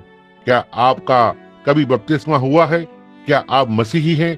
आप हैं और आप एक मसीही हैं। आप परमेश्वर के आदर के लिए जीवित रहना चाहते हैं, तो मेरे भाई जाइए, जीवित रहिए, यीशु मसीह के नाम में जीवित रहिए। और बहन, आप परमेश्वर की महिमा के लिए चलना चाहती हैं और अपने बच्चे की देखभाल करना चाहती हैं, तो फिर यीशु मसीह के नाम में चलिए। आप में से हर एक यीशु मसीह के नाम में ऐसा ही करे।